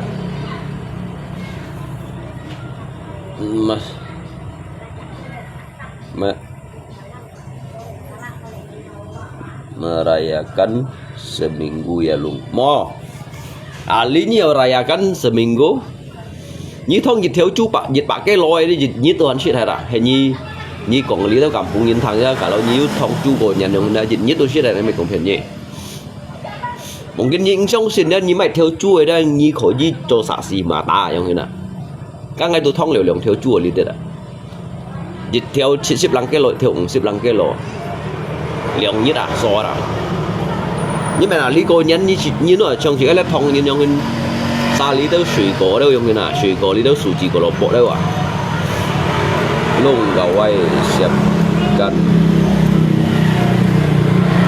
berapa ken untuk gawai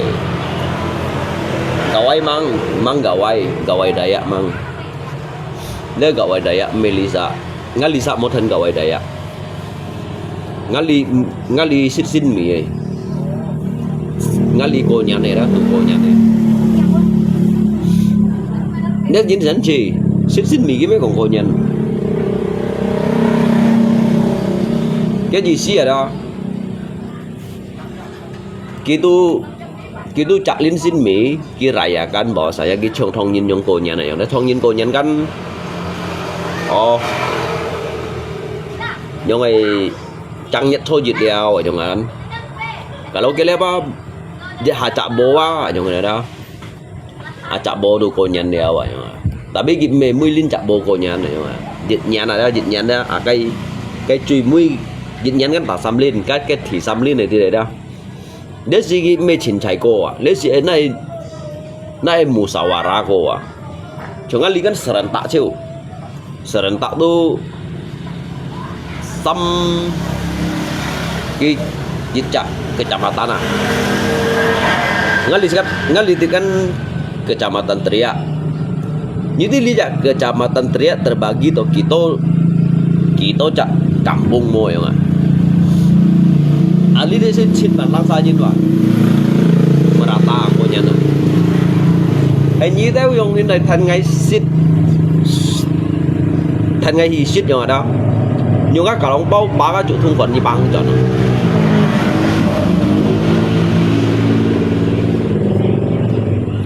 Các bông bài ngay xịt ba liền ngay pun chú xịt ngay chi gã lọc hồi hàng un mà nhún như thế mà nhún bông bài chèo nắn thông suy hiu người mà nhún từ đấy đó các thòng nhìn tàu bông bài lý thế thái san tủ từ đấy đó các thòng nhìn thì phong đang lều hành đi chứ sao mà nhún hay còn lép thòng nhìn bây còn mà nhún rồi nhớ đó bri năng mà nhún là nhớ sao sẽ thằng qua các chiến trong thòng nhìn tàu bông bài cái lỗ bạc cũng là như vậy bài liền luôn có nhỉ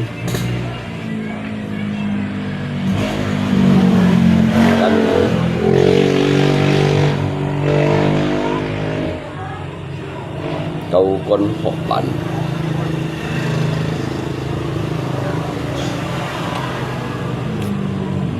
các ngay liệu mất câu con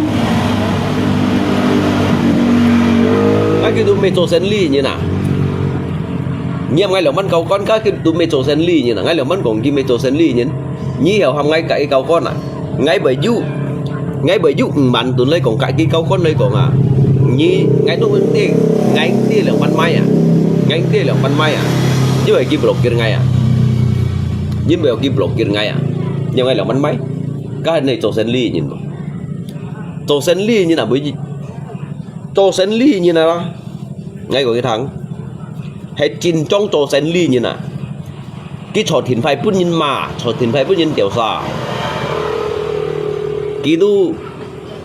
Gitu ăn ngà không ạ? Sebenarnya cái mê ngào cái trâu cái ngà không ạ?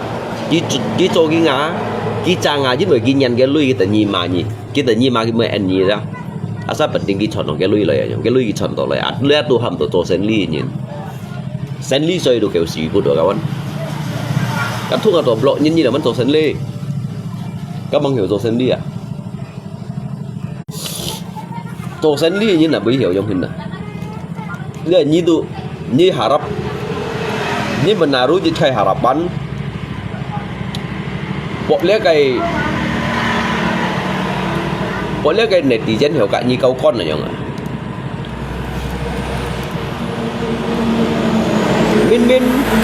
Min ngay pun như khang theo tụ hiểu pun đâu à? Min ngay pun kí khang theo dạ khang theo ở đó. Ngay tụ hiểu pun đâu à? Tao mày hiểu pun à? Mình ngay 10 pun mà. Mình ngay 10 pun mà. Hiểu pun đâu à? Chứ mày kí blockir ngay à? Ở trong cái này.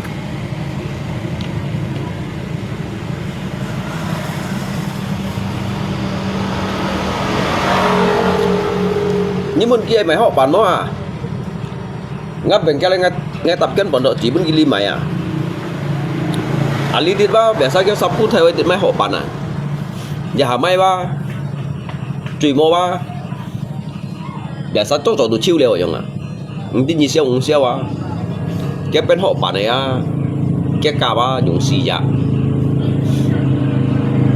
Cái phun này đó. Các họ bán rất nhiều takaran.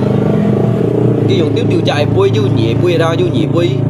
Cái dùng chọi cái phun, cái tổ cái họ bán pha đấy. Cái dùng cái bui dùng ai à hi giống hến, ai à phèn cái phun này đó. À cái tận ghi cái po, tận ghi cái sau liệu cái lỗ cái thịt đầu phun. Cái sen lỗ cái thịt đầu phun là nó bể đầu thòng nghỉ. Cái sen bể đầu thòng cái này bể thịt đầu phun. Sao tính hết à?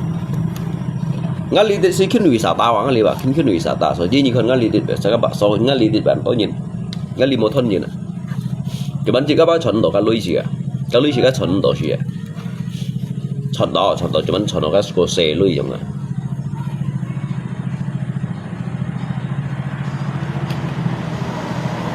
Cái vì sao tao bốn bài xin ngay hòn này nè, ngay gọi như thằng này, mình ngay hòn ngay cái ổ tả. Sẽ mới lý đâu ghi hồng thì nói yêu nãy mày đã vì sao ta bà có vì sao ta không tết nãy mày đó không tết buôn thật xa nhìn cái lò lao à liếc cái lò lao sao đó hồi gì cái lò lao tetapi các bác ấy cho những cái pendapatan aset desa bố mà truy sinh cho cái những cái terobosan à các lò cả desa ngay mấy công hiện như chỉ là phổ sĩ à, một cái chỉ xíu chỉ có du dịch khai giống như này inisiatif đó untuk memajukan di balik itu bang jika siang doa kaki pangkau yang mana pangkau soang nah tetapi ba kimon tolui ki calonkan cái ponakan lihat cái ponakan kan cewek sawin các trẻ em mày vì sao tao muốn đi mày siêu à cái xin cho tết này mày à cuma đi mày bên cái cô mày bên cái Palembang nhìn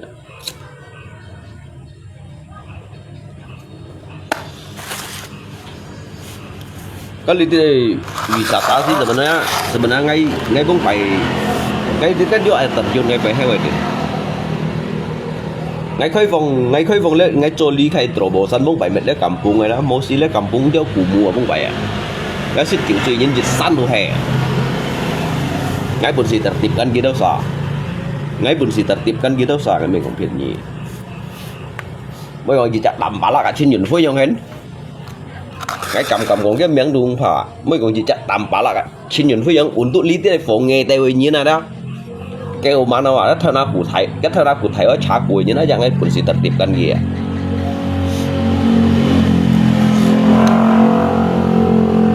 kan oi như nhầm cái lấy tặng ấy à kan oi như là nhầm cái lấy ngắm miền trên đi tặng ấy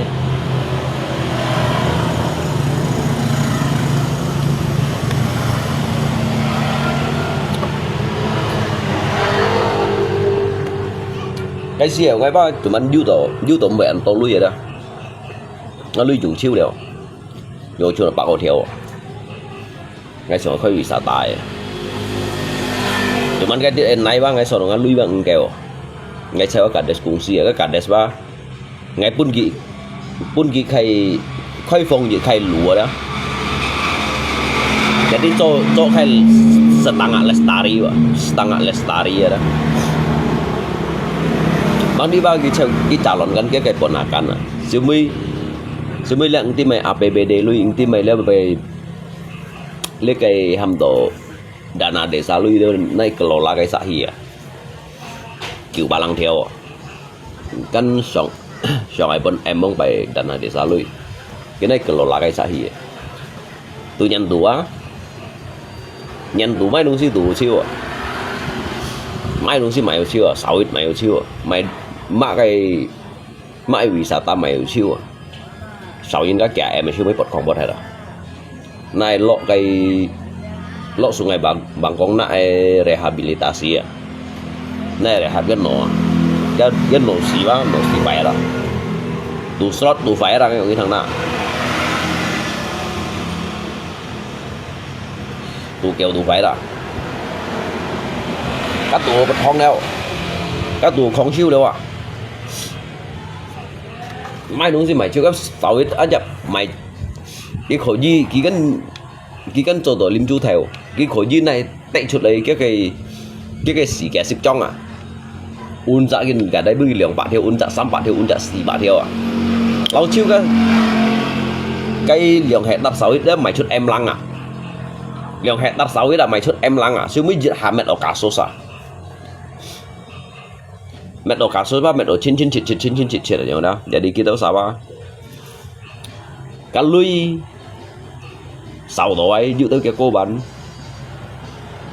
dự tới về kiểm mũ rồi mà dự tới về kiểm 6 ít cái 6 ít xuống bên này mày phân này mày jadi cái chín trong nào cái chín trong này chỉ theo chén phu chín trong này nhưng mà yên cả để ghi hiểu cho lấy nhiều sáng sẻlia ba ngay cho cả des ngay tiết hay sĩ bahasanya liang ngay nhưng mà trai ngay cả đây pun nggak kawan aja người như tao sao pun miền nào mét chút cái lượng hẹn tao 6 ấy đó mày chút em lăng à mày chút em lăng à như vậy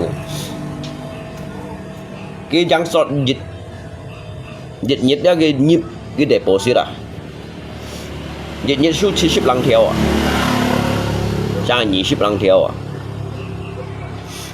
thì nhịp cái saldo đó cái phu cái giang 4 lăng theo mày thầu một cái nhất mày một cá mày chịu mày cọ cha này mày hết à như là chỗ cái một cá chỗ đồ sự người ta như nhị ship nhiệt trong na còn giang slot giang 4 lăng theo tapi cái 6 những cái ăn to lui liều còn giang 4 lăng theo à 6 những ăn to lui liều à nhờ vẫn 4 lăng theo cái 6 những lui aja 16 à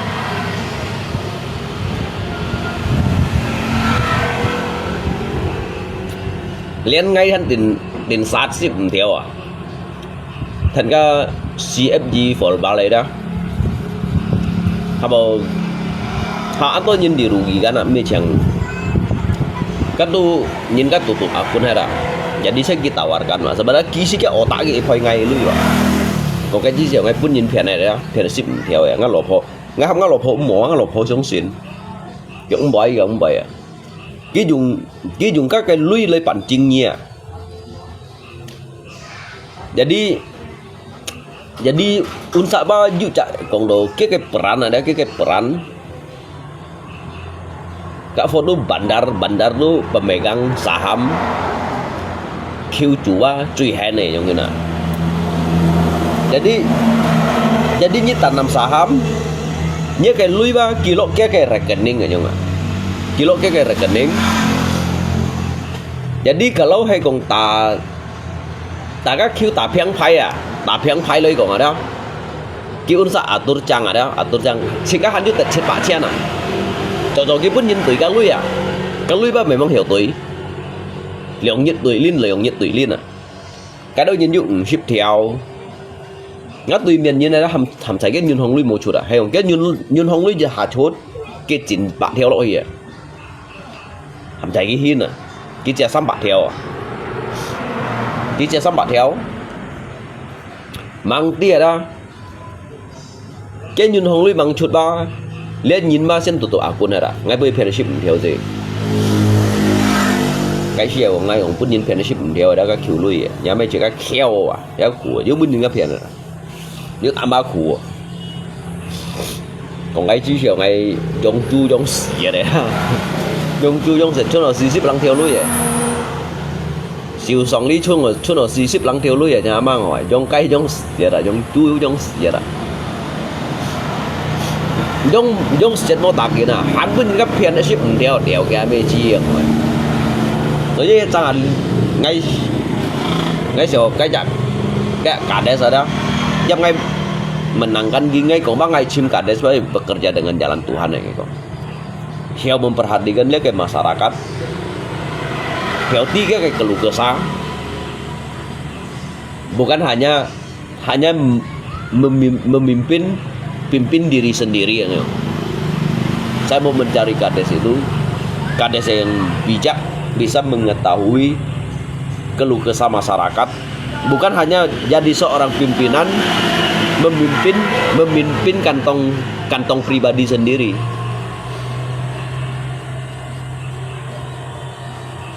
saya maunya tuh mencari pemimpin yang bisa bekerja dengan jalan Tuhan ngay rồi kìa ngay langsung tông miền những con kìa chỉ còn cái gì là họ bắt ngay chiều ngay chuyện sau kìa Cek gara-gara nyi menyiwa nyi tu len diu su nyi na.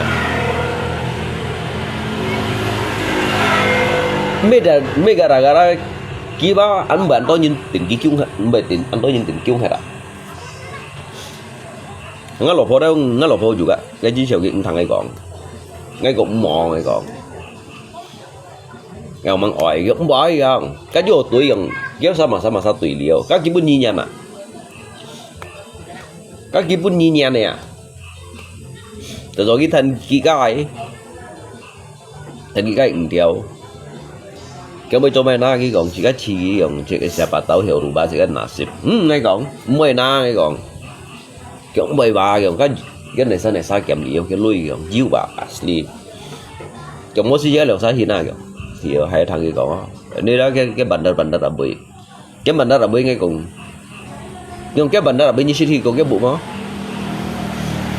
nghe ông lihat aku nih nhìn mà nhìn tiga nhìn apa itu mau cái masa undit ba cái apa undit memang cenderung ba kan Tuhan mau cái mèo cái bendahara đâu gitu người như thì cái bụng mau cái còn như còn cái lui mau cái bị hết cái mày sai lại kau ba jangan kayak gitu barangga kalau berani ba jangan takut ya. Tak apa baru berapa Pak uang kita mereka lebih dari 50 juta gitu ha nó được xưởng độ dài cho hả như là ship theo mang đi như ta cái thật là nó chạy như ta ship theo lăng thế đó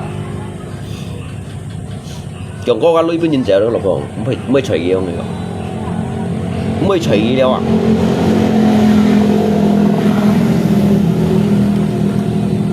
ngay tiếp mà như ngay cũng như ngàm juga một cái ly chiều ngay về thông xỉ như còn các lưới juga nhiều tôi chọn nữa mày cho mày không ngay còn để tapi đầu kiến với như sadar kan ngay còn với ba chọn ngay còn ngam như mày mổ à như thành như cái đồ hổ leo chân chìa lại chân cái như một thằng đồ untesi giúp kiếm tổ hai đoạn cái sinh tia kiếm nhà hệ thùng mà có lý ba như các anh dặn như ba món đi chợ tàu hì mồi các chính sách gặp mình chính sách đấy jadi ngồi ba untuk cái họ như ban ngà nhìn ba chỉ chúng lấy ba họ cái ngài nhìn ngà gì đấy chẳng hiểu chín rồi nhỉ ngang cái mà gì còn cái mà gì các lưới chết chun rồi ngay chết chun rồi xỉu tặng cái chun rồi ship theo lưới rồi như sao này hắn mới nhìn phiền này nếu mấy phiền gì con giống cây ba giống cây cái nhìn kỹ bữa ngày phải cái gì nhiều thầy các mấy xẻn thua đây cái gì như đó ngay kỳ sebenarnya ngay kỳ các bộ ban gã giả bài tetapi cái cây ba mày hỏi cây trùng rồi đó cái lấy cái mũ chu đồ trong sáng khít đâu cái mô phả xin này cái gì Jadi ngai di ngai ka di soyo, ngai tu si ada hadiah, ngai tu di ngai soyo. Ngai trong cây hả? Vì cháu xin mà si kêu tới ngai mấy bạc chặt cây à. Vì cháu xin nhà xiang quá chuyên môn nhịp lăng chả. Ô xíu nữa to. Mang đi giúp tiền các chủ cái CFG for bao này à. Chút nó ship theo lối à. Ship theo lối à, cũng ngay lỗ phố cái mình theo chứ na. Cũng ngay lỗ phố cái mình theo à. Cái mình theo tôi cho ship theo ngay biểu ngay bằng cá sấu. Cái này hi un thành à, theo ngay hi. Chúng mấy ngay lăng xuống chạy về thổ phong chỗ xe. Lăng xuống ngay chạy về thổ phong chỗ xe. Phun thì nó. Chứ nhiều dành như nhau hả? Bây giờ lấy một cái nặng gặp chỉ có trả họ ship à. Nhưng Nga liệu yang hiểu tin mà, nhưng một sen họ tin thì như bên trung cầu.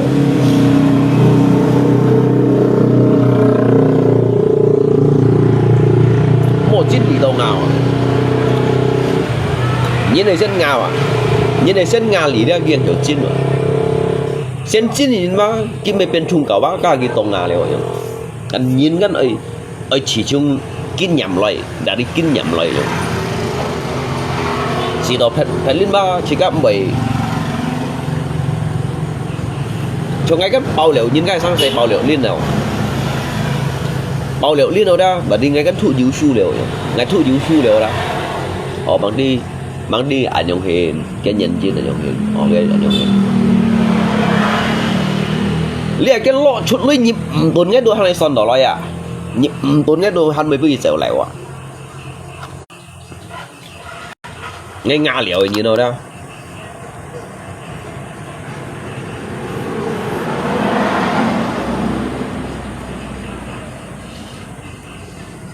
cái chỉ siêu chỉ cái苦头叫啥cái mình đồ chỉ cái炸用啊cái đó nhìn mình đồ chỉ cái đu hì ca hì lia cái chỉ kiểu cái sọ chỉ cái bể tiêu kẹo mà cái nhìn cái ăn tin nữa chỉ cái phim nồng ong người mà đã tapi kiến tôi nhìn ba ăn to ngày còn đều đầu lý kiến tôi nhìn ba ăn to chỉ chín ba mươi cổ chiêu đều cái thầy hỏi lòng ép mới thiểu chiêu đều cái thầy lắng khen ép mới thiểu gồ hiểu cái thầy hỏi ép mới chiêu gồ hiểu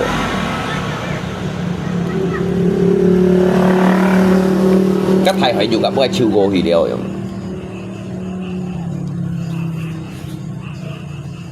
trên khi thầy phun dùng chỉ có tập độ son này đó như một thiểu hỏi rồi nghe gọi như thằng trên khi chỉ chùa đó như vậy tập độ thầy son này đó như vậy đấy là thầy son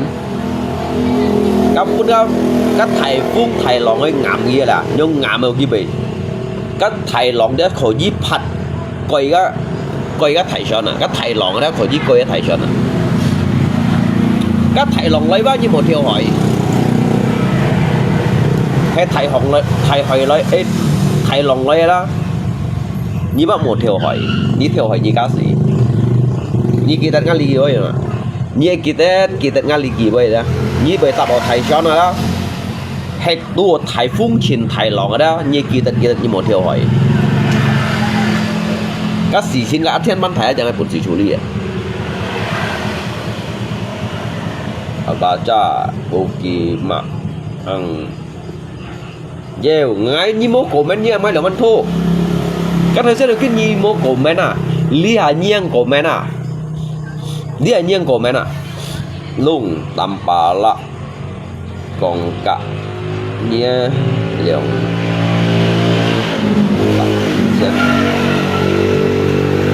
lùng tầm bà lạ còn cả liệu xem nếu mình đồng bạc trên ngay một lưỡi đâu nếu mà nằm bảo lại còn cả nhi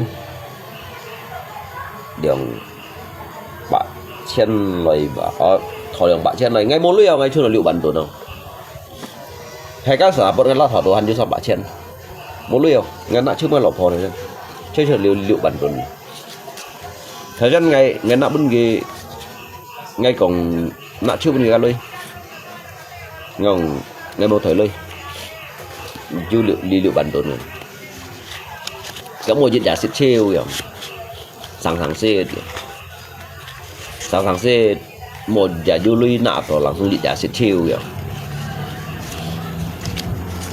một cái dân may rồi dịch bao dịch trả bỏ chiêu rồi các mình bỏ họ nhìn đồng si các xích chiếu một xích đờn to rồi cái trong còn bây giờ hay cho đúng rồi đó cái nhóm còn bây đó cái nhóm còn bây đó ngay cầm xin hỉ lấy bay ngay cầm xin hỉ lấy bay lo các con nhím nhọn không thế nào ngay các thời lý liệu bản đồn ngay các nạp bún gì tao xin trả lý hả tao xin xăm bạc theo sen đường bạc mà định bằng chân ngay thời liệu bản đồn à cái thời liệu bản đồn à anh nhớ tao xin này lăng xẻ lui đó tao xin lăng xẻ lui đó tao xin cái lắc rồi ngay đồ nạp bún gì juga ngay mô thần tôi lui đâu này lấy cái thời liệu bản đồn cái còn kêu thời có lưới gì rồi mua gì đã xịt chiêu rồi mình sẵn xe rồi cái chiều mình một mấy đo rồi cái xịt chiều bây giờ mấy đoạn đó là xịt dịch tiếp tục kêu rồi ngắn cái chân đâu mấy độ mua gì đã bỏ chiêu cái mình bỏ hội nhìn muốn gì rồi đâu ký hiệu nhóm còn bơi ra ký hiệu nhóm còn bơi ra ngay xin gì lấy cho trả con nhím nhọn ra biển trả con nhím nhọn ai phụng bay ngay chơi phụng bay yêu à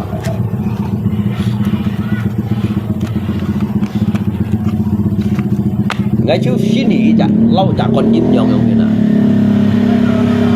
cái đó bà tí cái xin mình là hắn xin cao à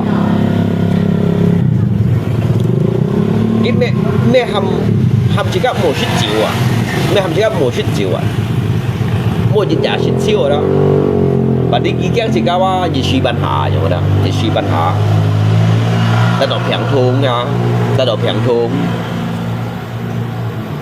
có lẽ lấy chân như bỏ to juga hay mấy còn về bỏ hồ nhiên rồi đó lấy chịu như to juga hay mấy chết hồ nhiên rồi đó cái xem lại một chả xịt chiêu rồi đó thì liều thầu sổ đeo rồi nhưng mà ngay nhìn sang ngay nhiều pen nhiều cái gì ngay cầm chả xịt chiêu rồi quá lui ngay nổ xỉa đó ngay cầm gặp tua pen nhiều cái ngay cầm xình bả chết nhau là cái lọc xuống xiết rồi ngay nhìn bao tuổi nhìn bao ăn thải phong rồi mình ngay tua pen nhiều cái gì chả ngay cầm xiết rồi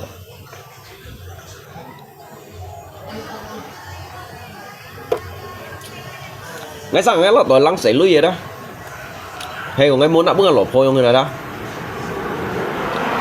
cái tua pen nhiều cái đeo xình bả chết đang là xuống cái tua cái đang ngay là xuống khoai cái cả mẹ là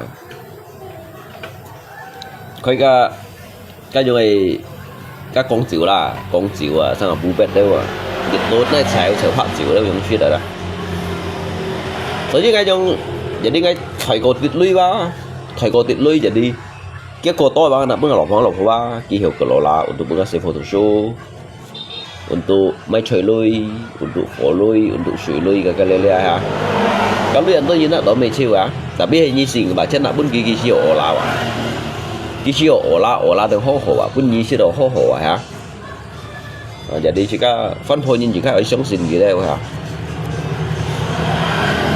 jika ở sống sinh gì kalau sudah jap di mana lo menurutmu cái bây giờ ngay lát sọ ngay pun ngay cái bây giờ ngay lát sọ ngay pun ngay cái theo sản phẩm ngay pun bị bằng trên sampai trên ngay pun bị bằng trên nhưng mà dân cứu thành sự ngay lát xả đấy mà thành sự ngay lát xả cái bằng chân ngay là pun bị bằng trên jadi kan hancur là bằng chân jadi cái bằng chân này phân nak pun kalau polo aja. Jadi dia lui bang ngay sòng ngay thời anh to ba môi dùng này mà. Nếu bắt về môi dùng ngay thời đã ăn có ngay ăn thiang chim lui rồi đó. Ngay thời ăn to lui trong thời dịch theo ở đó bạn chen nữa dịch chim một bạn chen ở đó chim một dịch theo rồi đó. Thấy các hang ở chút nhau đó. Cái chả xe barangga li chả xe barangga như thế đó cái chau hả như đó. Như cái shit chịu à. ngay cả pan ông shit đó ngay shit là một sáng thùng mà ngay shit là một sáng thùng ngay shit là kiểu sao chọn chứ ngay chọn à ngay shit ngay khu thời lui chiêu đó shit chọn chiêu thì có sao đó một bữa gì shit đó ăn ngay ông chọn nhưng mà nó ngay cả pan yêu trong cả leng mà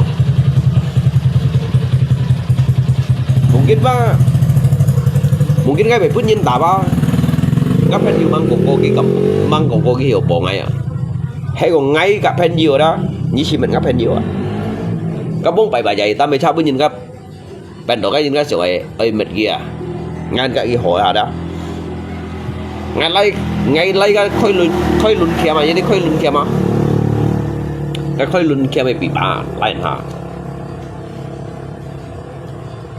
cái giả hà cha ngay mấy thiểu hà cha ngõ ba băng nữa ada ba băng nữa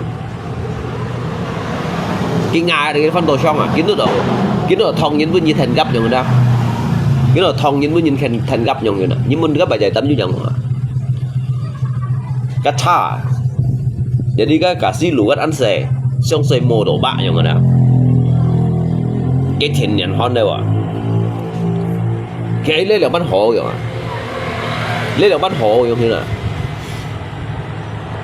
cái cha theo cái juga khơi lùn kem cái bị bà đó cái tà đồng đại bị bà mình khơi lùn kem như sekitar như 10 cm trong là nggak langsung thiểu ha nggak ada apa bang nggak langsung mun gitu nggak gap theo đó nggak langsung gap gitu yang dah yang tadi bawa jalannya dah jatuh ke Beram kami ada beban nggak beban kami berat kami bawa gula bawa kacang bawa telur ya sorry lah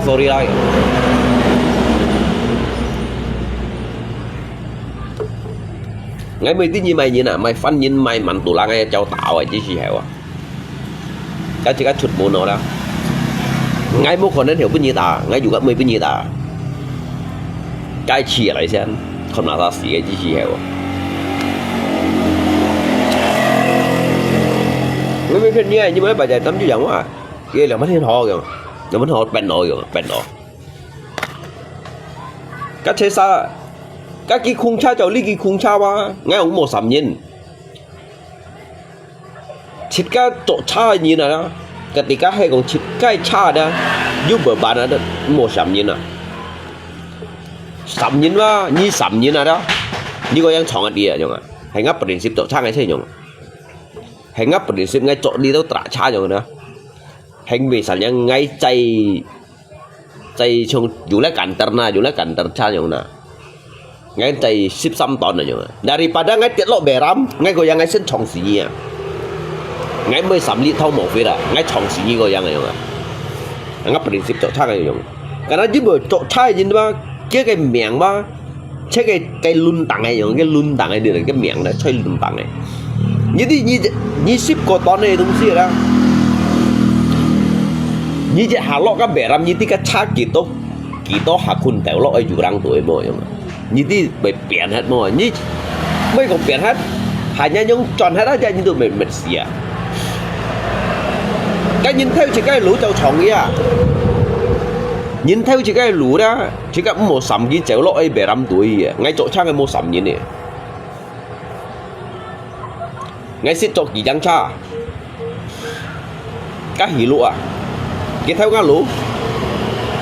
cái lũ jadi ngay bút theo chọn cái sập biến vui malah tròn xíu nghe tròn xíu dùng phát ẩu cô cái dạ hì nó đang ngay mồ cái chạp vậy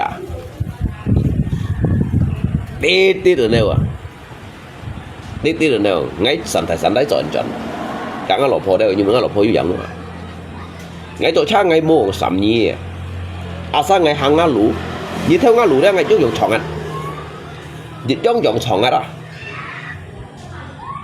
nó lột vô còn ngay chỗ cha dùng nào cái khi một viên nhìn mang ngay chỗ dùng chọn gì dùng chọn gì à daripada ngay sắm như bác ngay có dùng chọn gì vậy mà nhưng mà ngay cha tủ ly thì bác kiểu tôi nhìn này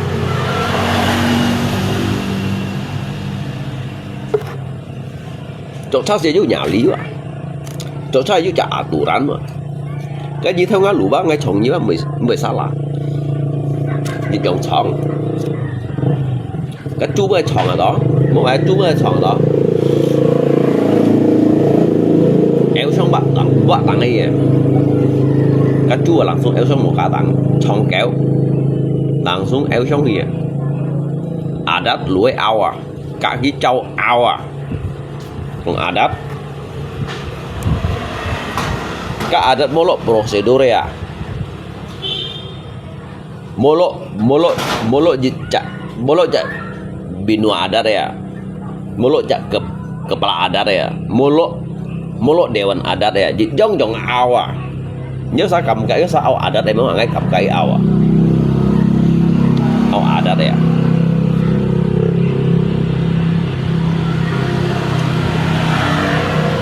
kamu dasar adat kamu pandit prosedur adat việc giống dòng hot nào em ơi nhỉ các mày thầy bằng kalimat theo như tay nói nha đây trò những cái kẹo ở như này adat gì giống như này các mình nhìn cái trò liệu những cái kẹo này adat ngay khi tùy nó nào phải này chung bạn còn như này ngay tay cho nó bù khá lìa cái sao cha gì à tùy gì à ô kim gì à ngay mấy còn phiền bay ở các bạn hay là phải nắn sang ba muốnกิน ba hay yêu con ngắn lý bà đây muốnกิน đi ba hành xịt ngay à yêu mua lýจากkampung lý chong đồ kẹo à selamat malam alum sin sewu nhưng muốn đi yêu mua lý tidak masa kiu dia masa pasang badan pun dia ngay à cái sao muốn cái chứ mày sang không các ngã cua lại các ngã cua lại cái bút theo rồi các ngã cua lại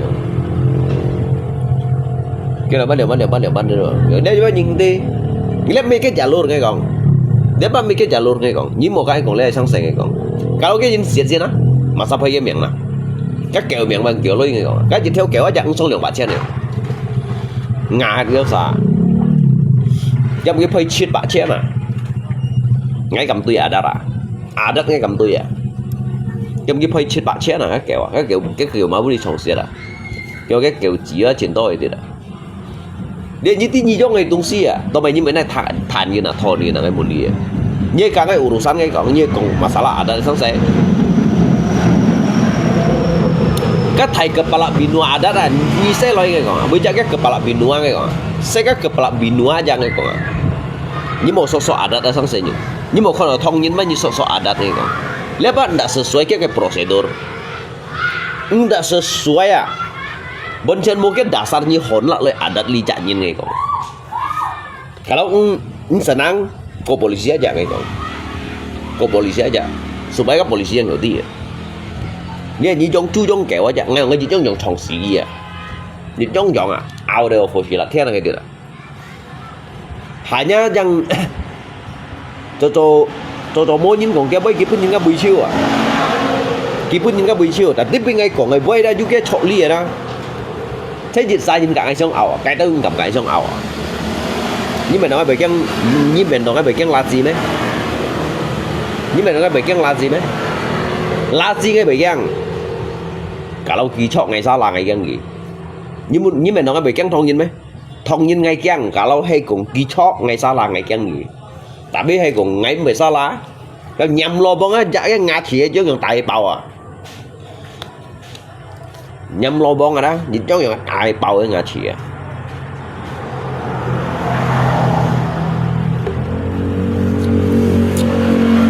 nhưng mà còn ngay trong nữa ngay si xịt bà sang bà đan đều muốn nhìn ngay tùy gì đó sao các ngày xịt để nhìn nè cái miếng nó phèn rồi chúng bạn còn nhìn này chừng như đó sao vậy cảm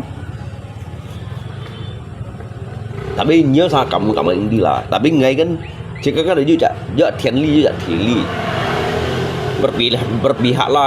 berpihaklah pada yang benar udah kena let me yang có bro let si me yang có ngay si phùng bao lung sa ji này như này tụi mình như tao sang tia karena nhi còn ngay cái chi xèo khủ đó chi xèo đó như nó ngay củ rồi chỉ xí hẻo như ăn gặp ngay ăn dê nhìn nhiều mà như họ ngay cái chỉ là củ rồi đó như nó ngay ăn dê nhìn nhiều mà đó bao nhiêu đi rồi những đi bằng ngay xong liều thiên đẳng phun liều siêu nhìn nhiều như chỉ mình nó đồng như một nó ngay shit liều lý dịch tự chịu à như bún xì mấy cái lượng tấn chịu mới shit ra như bún xì mấy cái lượng tấn chịu mới còn dịch cái lọ lượng tấn chịu đó cái chịu thùng đó đây chuẩn cái bụng kha lý đó là han shit cái gì còn nào mới già em shit cái gì còn nào hay một cái chi hẻo đó cái chi hẻo một ngay củ đó đó hay một ngay củ đó hả ngay củ đó những cái bản năng chỉ có ăn chè mà ngay củ đó đó ngay mua bán điện lui rồi đó chỉ có bởi IQ những cái dịch lượng bả chân lấy mấy phỏ nó đâu có cái lê giống đó tapi li như mua lui như còn cái thằng à dia như mua lui như còn cái thằng nhớ đây cái như gì một ngày luôn ngay mê sòng bông mà các bạn ngay còn lý gì với ngay mê sòng bông à ngay mê còn xoay gì đâu sao à nhưng mà ngay mẹ mang dịu chạy nhau hay chịu à đó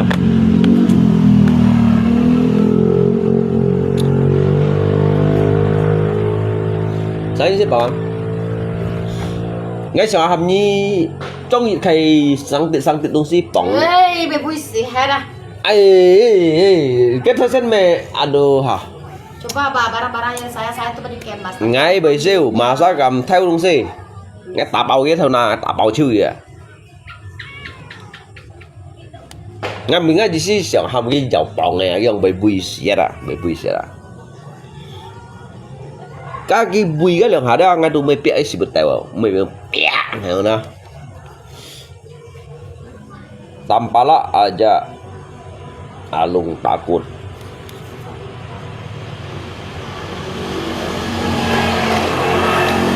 ngay lột xít còn như thằng đó mẹ mà liệt xe gầy đó nhầm lô bóng á chẳng là một găng à thầy sòng lột kiếm nó chẳng là một chun à nhầm lô bóng thầy sòng lột kiếm nó già ra như thằng chín này cái gì vậy à nhầm lô bóng ở đây ngày một găng thầy sòng lột kiếm ngày một chun à ngay truy chun này đấy truy kia này đây ngay lạ cô gáo phì cô à ngay lạ cô gáo phì cô à ngay truy chun này cái bún gì à ngay lạ có cái bún gì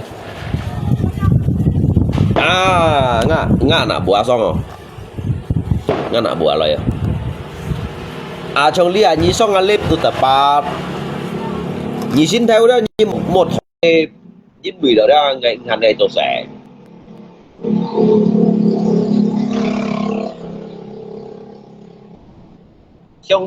trong lia hà đó nhí xong lại pháp à tụ hay cái gì kia này cái trên trên à ngay tính chúa ngay mẹ cũng mày chị nhí xong nhí trên đó sang ngay clip vào ngay gắn kim mà clip ngay đủ ở chỗ sẽ gắn hả cái nhí chỗ sẽ ngay về trong con nè chỗ sẽ có đi ra à đi hả cái hành nhau sau tuổi như lấy mò à chỉ có ly xịt chịu à ồ bà cà phê có hả cà phê có nhiều chỗ đi kia nhìn có chỗ đi mày chỗ đi ha mẹ như liệt nhân bùn băng cắt hay mò hay bà tao đi đủ đến này sa như lấy limo Lisa cô nhà na hồ bà ngay thích tao đi đủ đến mà cái trẻ hai té gì chi phải tao đi đủ đến như muốn cái tay mày thấy chi phải gì còn à cái chẳng cái tay ổn đâu à cái bữa nhiệt kia cũng lấy la đâu mẹ cái bữa nhiệt kiểu ơi như lấy la đâu tao đi đủ đến à cái trẻ hai té à sao nào tại vì chi phải à cái bệnh cái bữa này kia mà không cái té à nói chung này kia là mà như này aduh cái đồ cái lượng bắt hiểu cái bữa nhi mà nè cái đồ thiền bớt à cấp với có anh bữa em mà đâu cái chỗ mà đều phút là cháu xin à mà đâu sản mà đâu sản à bên nhà thì nó xuống luôn chừng Mẹ, nè. tao mày như tao sao hiểu xong cái clip nhá lại coi clip tao mày kia tao sao chen phụ mày block cái ngay không thế nào này cái Một cái mẹ cái số nhà clip à thì cái người sẽ cho là cái số nhà clip thì cái tôi hiểu ngay tôi nhà sống đi cho thế mà dạ chị nhưng cái tôi hiểu địa phò cái còn thầy khung tua còn thầy khung à hiểu à cái xác con dạ lẽ mày khai là giết cái chơi với tạp ảo anh phải cả mà mò thua à tàu tại mò như thế này cái ở tại như này á mẹ ngay gì xí mò làng chung tại cái miền bao tại cái cái thằng nào bảo ra mẹ anh dùng thật phun sạch đi cái chẳng này lịch chuẩn này ra cái chẳng này lịch chuẩn phải heo hìa không à nhà mà ngồi những nhục còn quay mày gì mày cái này ở còn họ rồi này kia tại như thua rồi cái comment đó như thua mẹ như này kia trên như cái như thua rồi cái comment đó mà như thua đó ngày bà bố thua ngày thằng ngày gì khuôn riêng là mẹ nhiều thua nhiều thua xế mày ngày mua thua ngày gì khuôn ngày thằng cái thành quả giống như na ngay có như thằng đi còn liếc thầy khung à đó còn thầy khung là gì đó ngồi bằng bà sao thầy khung đó bà sao giờ đi thầy phao thầy phao ở không à ý思係啊ai ô các xe chủ luôn chính nè các xe chủ chỉ thằng đâu mà các chỉ nhìn phước tập ở một cái một cái nè ngay xin mời cho mai này kỳ trên ngay check cái tội như ngay cái mắt như tiền kít tỏ không à các xe chủ đừng mới kịp tổ ngay chứ bọn đâu khó mai ya karena ini kan song alip ngay kan jaganya perasaan lo các các tạ đâu với con xanh nha chính nè luôn hắn tạ đấy xe chủ ấy tạ đâu cái theo nam mô hắn lụt chiêu cho nó 2-3 條啊cho 2-3 條mua à nhắn két hắn xe chủ các xe chủ như này két kepala dan macam Đấy, mày ti mày tầm bà la mày lạng hãy mày ti mày còn tầm bà la có ở bên là chi bay la tuhan mày ti à hả ngày bữa ti mày lạ mày chấm biệt la hãy mày ti à mày lạ đồng này kia tự nhiên ra mày mua lại không mua cậu lại à hàng cái tùy siêu kia này sao tuổi mà anh phải tùy ra này cái nhiêu sự chịu cái bây giờ ngày xưa rồi mang ỏi xong à cái bạn nhỏ xong à bật đi tiêu tỏ lo em á tưởng nhỏ xong à đi à trong lia như cái thằng tiêu tỏ để đi hát du nhìn xong xin như ở tăng chịu mò không à nhớ ở tăng chịu du nhìn xong xin như mò đều khó à phân kèm lo hay hắn du nhìn xong xin như phân kèm chạy shit ha hi lo chẳng này không thì nghe chi bay luôn nghe phân kèm một điều tôi là ở trong shit ghi lo ý ngay xin xong mà hả xin xong à bị shit xong chi bay chịu đấy quần suy mấy mẹ như shit đó ca hay chịu dạ hay ca lưu suy không à không tiêu à tapi cái đầu phù à phù cái phù cái chủ liệu ăn tốt biển không vậy đấy bị tia cái phù sang à phù siêu kinh mà yếu khổ nên đâu à phù vậy à đó bị nhột sót này à cái đâu à mô chui à các nãy giờ các tiktok cái là chiếu à hắn mô chui à Có chị tôi cái lò chưa? Tôi sao là?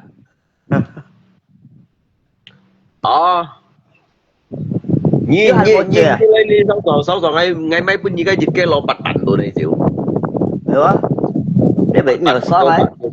dịch cái lò bạch bạch đồ đó ngay làng trong tay nhi kia cái agent chủ chiếu ấy thế là ngay con nhi tin mỏi mà Ngay lặng chim nó hìa.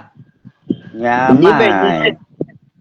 nhi sao cái ốp lò sao này đâu à Chứ mà nếu bị chi bay chỉ bị nhiều xót hay là các tụi chân. ê lý à ở nhi tụ ở tăng ai à nhi tụ ở tăng ai à Hẹn nuôi máy à? ở thôi chắc hẹn hẹn lưới mai À, nó mới bỏ ta. ở mẹ ở tăng berarti kayak Foge anggapnya lu mau faho lo Nhà mà á, cái nó ngắm bọn áo lên một vào máy đúng xí bệnh nhiều chuyện ấy. Có tụi con tuyệt lắm mà.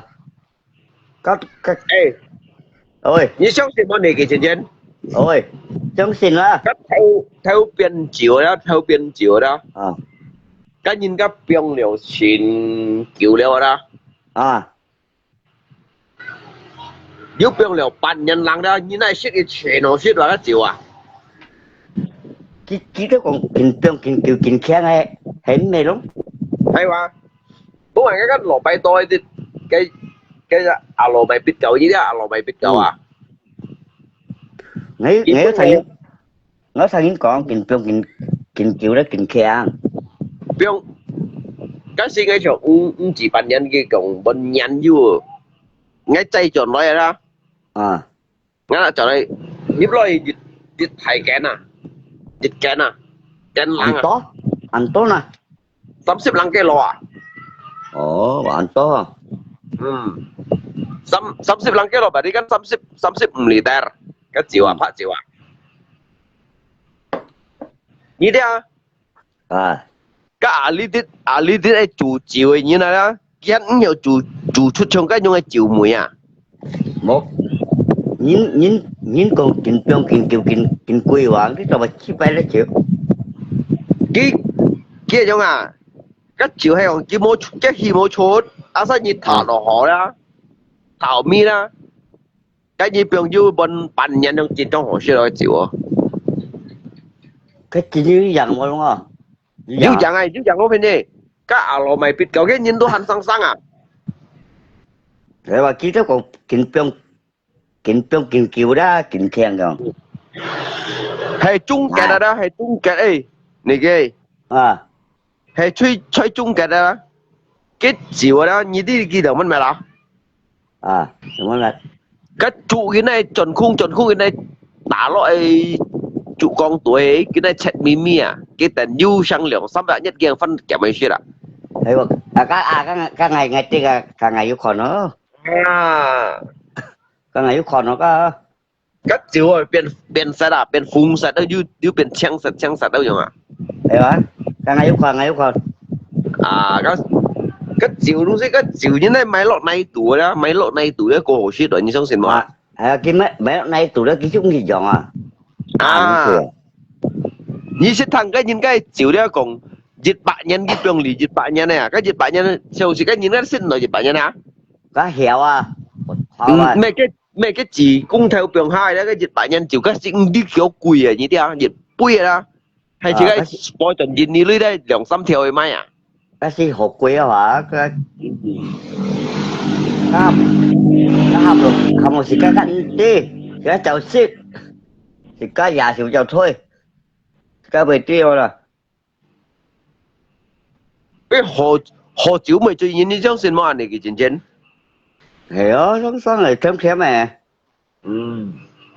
何朝冇最演啊 cái thêm演遲最到要啊演遲最啊 à你ta sao mày cái chuyện mà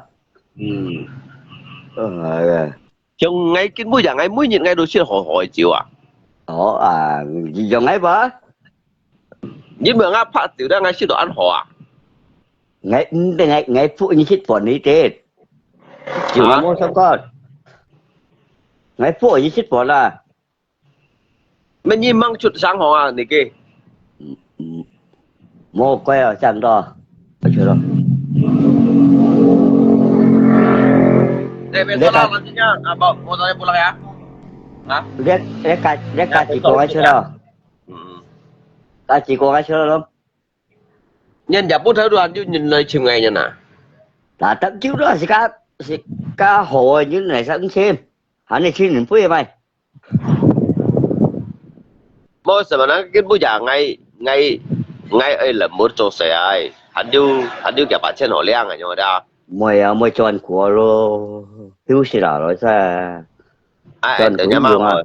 Mẹ để nhà mang hỏi nhi bởi cổng chút linh gì bao nhiêu người nào? mẹ mày chọn của Mẹ ngay gì kia đó. Ngay cả top pen nhiều đó. Bằng nhiêu nhìn cổng chút nhau ngay bao nhiêu người nào lấy câu bảng ngay không à? nhìn chỗ là ngay cái đó như họ mày chọn của Nhưng mà một ai bạn sau nhé nó mày chỉ bài Mẹ Ê Đi ơi ôi ngay cả top pen nhiều đó chơi liệt xe gây chồng đi đi đó mang xin tiêu nhìn nhung bảng ngay đó chỉ hiểu nhung của ngay thằng đó mới cho ta ăn củ liao à mau rồi người ta bà đi nhìn chín trong ngã hung thì à nhìn chín trong ngã hung thì như nào yeah đó ầm nếu sẽ mới cho ăn củ liao sẽ phi phấn phổ chuyện đều liao nhưng mà cho ăn củ nói nó đi chuẩn chiêu mẹ hay còn nhìn ngã cặp bia đó ngay mới giờ ngay khẩn chịu chỉ cái lòng sa cho này sản bài xịt chịu à có bác sĩ đó à ngay lý do một thông nhiên gì cái ngay lý một thông như nào một thông như nào cho ăn củ dùng hay sao ngày một ăn phân phổ chuyện đéo cho ăn củ trong củ lò trong tiêm dùng siêu nhiều à cái gì siêu nhiều ngà rồi đó cái cảm xúc ngay cái thao coi bao mày trong củ lò mày cho trong củ lò cái mẹ siêu lý nhì à mày không sé kiểu nhì cả mày nhì cái bộ khai nhì xịt chiều xưa lại nhau như một dạng nữa mà trong củ lò cái cảm còn ngay một hình gì mà ngay muốn nha cái ông nhì cái ông này cái chuyện ăn chạy giòn cái ông hay xì cái bộ khai xịt liệu chiều mày sen lui bê kiểm siêu rồi à xịt liệu chiều mà cái bộ khai lại nhau như dạng một dạng chẳng xế ngay trúng tia như một gái ăn kiểu đeo rồi ăn để kỳ chiến rồi ăn để kỳ chiến rồi riêng ngay trúng tia nhầm cái soi còn ở sống ấy còn trồn nhìn năm chỉ hơn cả cảm soi còn chính cái bề còn phải gì mà phải không à ngay đây còn trồn nhìn năm chỉ hơn á sao cảm soi còn và cái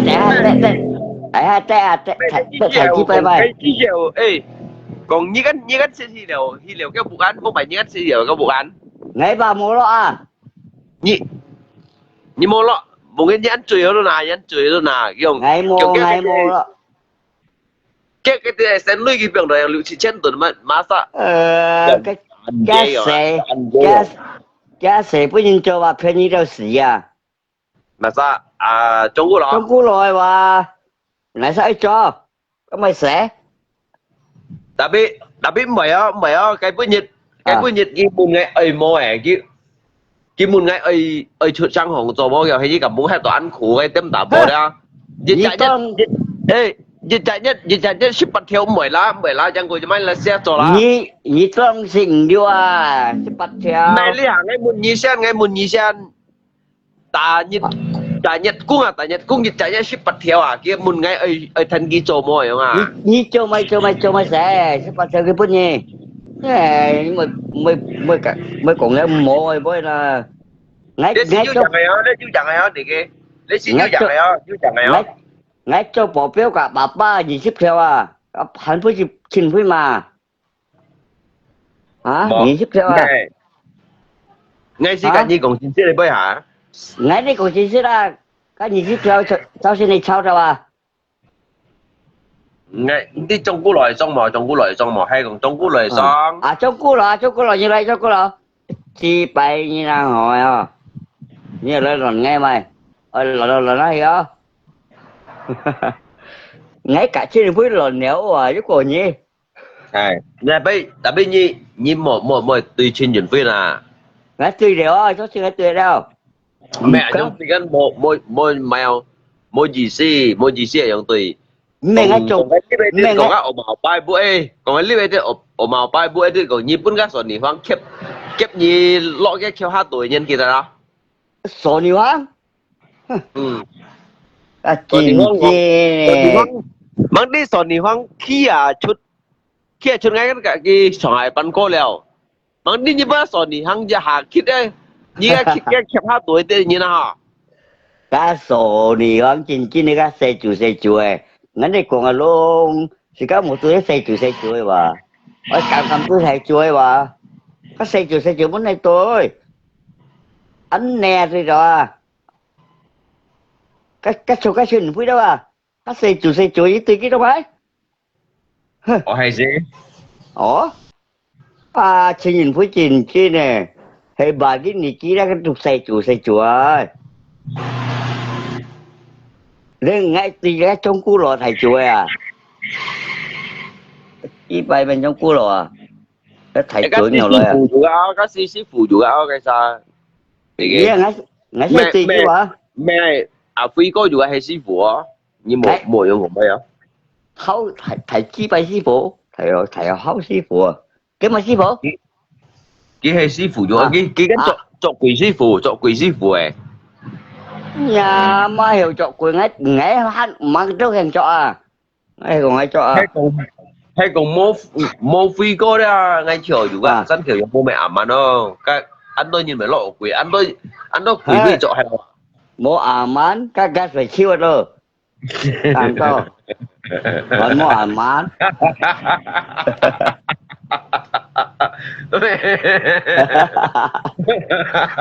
mày chi mày còn đã ăn dặn đi mẹ là mò gas bông trong chỗ nào gas bông trong chỗ nào nhét có aman à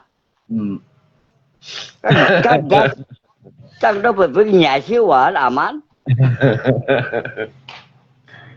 mẹ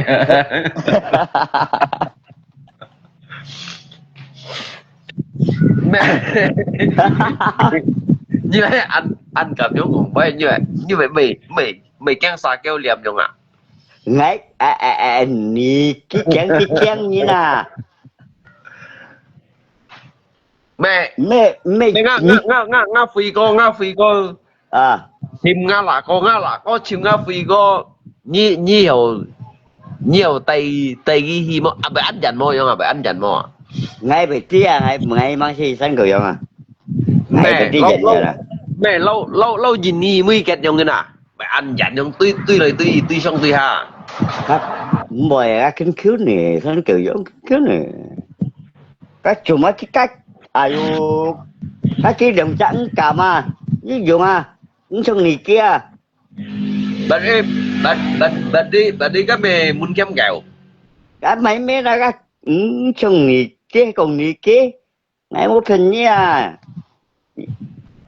lặng xuống ngay cha chút rồi à ngắt ra vào tàu à nha mà cái chuyện với ăn khỉ ngay cái kiểu ngay bà mẹ cái mì xăm cái lối tại nhì tới thì nhì lượng mới tả cái thằng nào có báo này sao còn ở trong hề cái thế trong cú lột còn là cái trong cú lột còn là các trong cú lột còn mua cácชิ้นnhìn phía ngọc khen nha món to với tả mà nha cái gì như vậy bún gì chỉ chặt kiểu chả như cả món không nhưng xăm cái lò à cái cháu xin ra bảo kia nè mà đầu kia nè muốn cầm lấy chung ngay à như với tại mày mình liền như khói lip đâu à như khói lip đâu à ngày khói lip vào ngày sau đâu ngày ăn sau đâu à tao mấy như khói lip đâu của anh thằng nào mấy ngày bộ tùy à ngày ăn sau à mẹ như khói lip hết lên gì của anh thằng ồ à cái bị chẳng như sau rồi ngày ăn sau đâu ở tay nga miệng ra à cả ngày chỉ ngày ít của tí như na ngày ít của tí như xem nào 好啊，俺收了俺冇对啊，你因為只間兄弟，你就咪苦衷就咪人生，其中兄弟愛有啲咯，cái này vậy mà. ngay tôi như ngay tôi một cái những con này đâu, ngay tôi đó, ngay tôi về kia cái xin với như này kia, cái cháu xin cái bà mà đeo na, của chị rất thế nào, như em mà nị cái, chuyện chuyện này chuyện với, yang dần tới đi thế nào. Mẹ liệt cái mà như này kia giống thế nào? À, ngay cái con ngay cho bà phải bỏ béo, cho thầy chi phải bỏ béo vậy à, bị mổ bị xạo cái gì bọn đi mày, ngay trong chồng mà đó, mà sáng ngay một chỗ sấy mày. Mẹ, tadi cái giống của bác anh chỉ lo. Iya, mà sáng ngay một chỗ sấy đó. À, cái anh chỉ lo. Mẹ liệt cái còn cái giống còn bái, như muốn cái bún giống như món sen này vậy. Cái mốt bún xì và cái thon trên cái keo, cái thon trên cái keo như nè. Mẹ, liệt cái món bún xì giống như, hay cái món bún xì giống như, cái mua chả chi kết họ lấy. Nhí mua còn ngay nhí mua còn ngay. Nhí với cái là còn ngay. Ngay cho bỏ béo cho mày xì ngay xì nhí còn mày. Chứ chuyện thôi. Nhí hay phương pháp phát kèo mà. Mẹ hay nhí cho bỏ béo cái chọc quế chứ như tôi muốn làm cái mồi chọc quế á. Nhí chọc quế ngay mà mi. Ê, trên phía mồi chọc quế không? Nhân khác. Muốn như làm gì?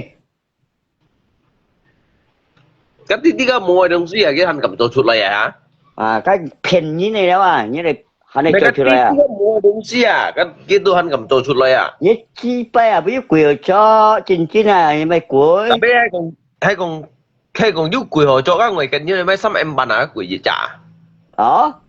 Yêu贵咗ngay時做事咯，我做貴嘅樣啊。咩？要貴合作，兩個做計啊嚇？cái quỷ nhà mang rồi quỷ yêu này cái chuyện quỷ bao nhiêu như chỗ cái ứng tỏ như mấy chó mẹ quỷ bao nhiêu như thằng trên này quỷ bao nhiêu như thế mày quỷ à mấy quỷ modus quỷ à các phèn núi ơi phèn núi quỷ cái tạ tập to là modus quỷ đâu chà cái modus à mấy nhiều chân xe này kia nhiều chân xe má cái đồ hiểu cái chuyện đâu mấy cái trong cú lò xí mày mang ai chim nhiên nó ai mua trong cú lò ai mua lihat PSI xin partai đó ngày mua cái trong cú lò thằng này mới cho cái khép bún phèn nha hì ga leo cái phèn như đâu trong cú lò như ôi tao mai luôn thế mày như sầu cái dưa lôi như một cái sản phèn gì như một đầu khó cái đối sầu tay ra cái gì tôi cá bé hẹn cái này bắn đấy vậy chứ chẳng mọi người còn phải ở trong cú lọ ngay thằng lọ gì như vậy luôn cái bà bèo này cái hẹn cái gì tốt anh thì cái nó sạch tôi đây bà bắn đấy thôi chỉ phải em mẹ đây ba như bộ mình kia nghe ngay mày là sao nghe mình các anh chỉ nhìn tôi phân nha mẹ cái trong cú lời như cái thời gian lượng sắp bạn cho khi đoán hắn này như nào mà sao nhẹ nhõm còn quậy kia mấy cái này cái rồi luôn á rồi khỏe còn là xí là kia mà sẽ bắn đấy Yang pan Làm nhé. phi tự chinh như lo, phi cửa. Ni nhong còn mấy như vậy các đặt trưởng cái Prabowo xong với nhà kia chỗ bên kia. Ngày mười ti mày bà bò bò. Ngày mười ti. Ai trong loที่chúเนี่ยกี่จงกูรอไงตอนนั้นนี่กี่จริงๆยังกูเลี้ยวยี่ยังไงน่ะไปยู่ยังหมดยังยัง Thế bà lô cái giang mà lô cái hệ này cái nó khuất cái xít và chỉ bằng mà bắn với à. Mày nghĩ lần sau mua sống chim mày? Mua đâu. Mua đâu rồi. Mua giờ Đấy, mua sau đâu là ai. cái lính chưa? Ngày ứng tí hiểu với sau đâu à. Mẹ như mua giờ luôn cái lính chưa mà. Cả lùng đấy anh chả đâu. Khó. mẹ Buổi bữa chả này có như mua chim mình ra à? mẹ Ôi, đúng rồi ôi, như đây ôi. đúng rồi cái gì cũng phải như này cái gì để mà cha cái bún như này là cái bún như anh chơi cái bằng cái nàyกันนี่กี่ชิ้นนี้nhiều khi một phết nhiều khi một phếtกัน cái đồ hot kỳ kiểu cha à cái à xong cái kiểu cha hot kỳ à nếu mấy cái kiểu cha bây cái cầu chiều cầu hay là gì gì à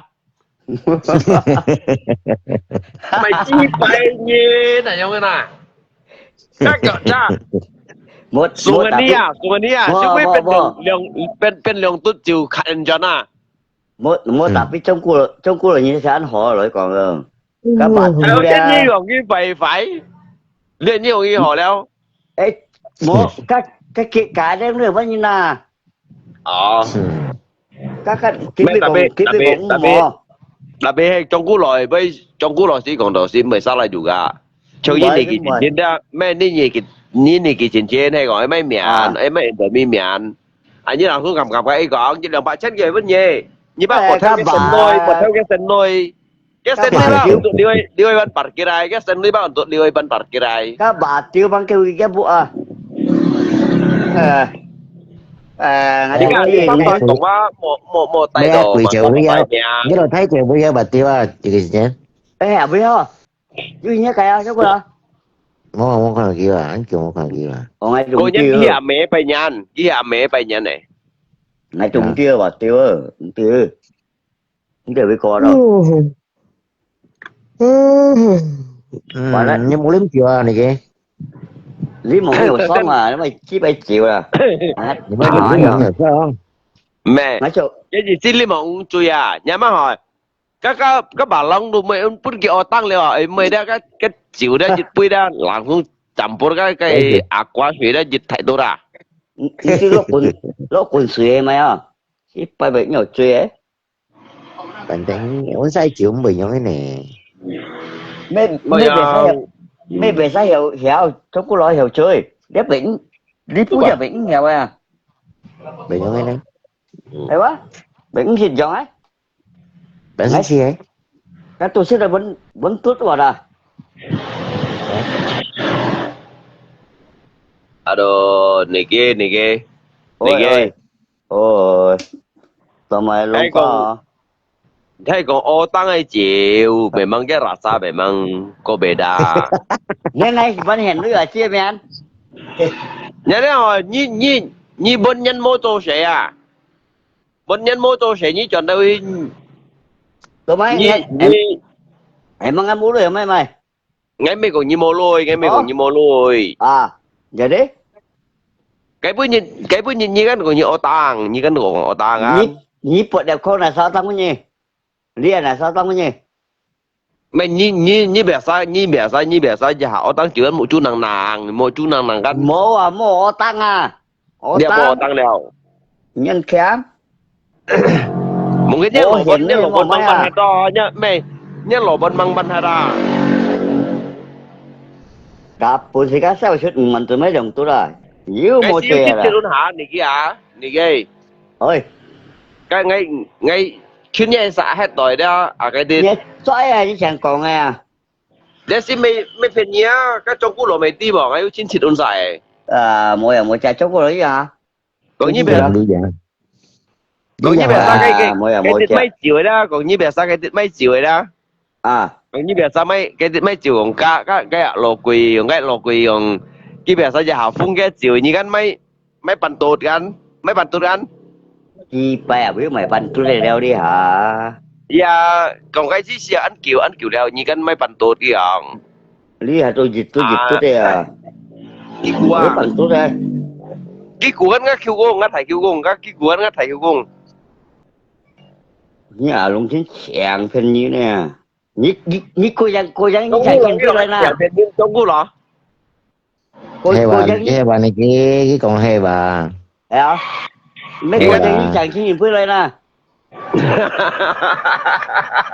vậy em cái con ngay gây sao chứ này nhập với hả ngay cả trong cú lột tiền kêu đi vô mà nó tôi dẫn anh ngã chỉ tôi nghĩ tôi nghĩ chuyên gia cái chèo xì bóng đèn à Còn mẹ cái thầy cái còn thiên còn thị như từ cái giang mà như mày thiên pin thiên xiang như mày thầy thiên gì khổ thì phi đại xa còn thế còn thế cái còn thiên còn thị như nào yeah mà còn thế nỉ kia hắn có còn nữa đâu cả những người ngay ở như nào ngã phi co đang ngã phi co đang cái thế là cũng thiệt cũng là như nào ngã là có đồ nhầm lô bong thầy nhầm lô bong à nhầm lô bong à cũng à mà cái nhà ngay sẽ tuyết thầy chuối mà mấy luôn nuôi ơi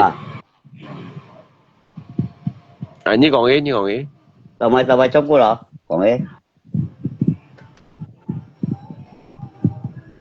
ok gặp mày cái gì xí cái mày xử lý như thế nào cái mày xử lý như nào à mày còn giao nhà mới trong cô rồi nhé còn ai mày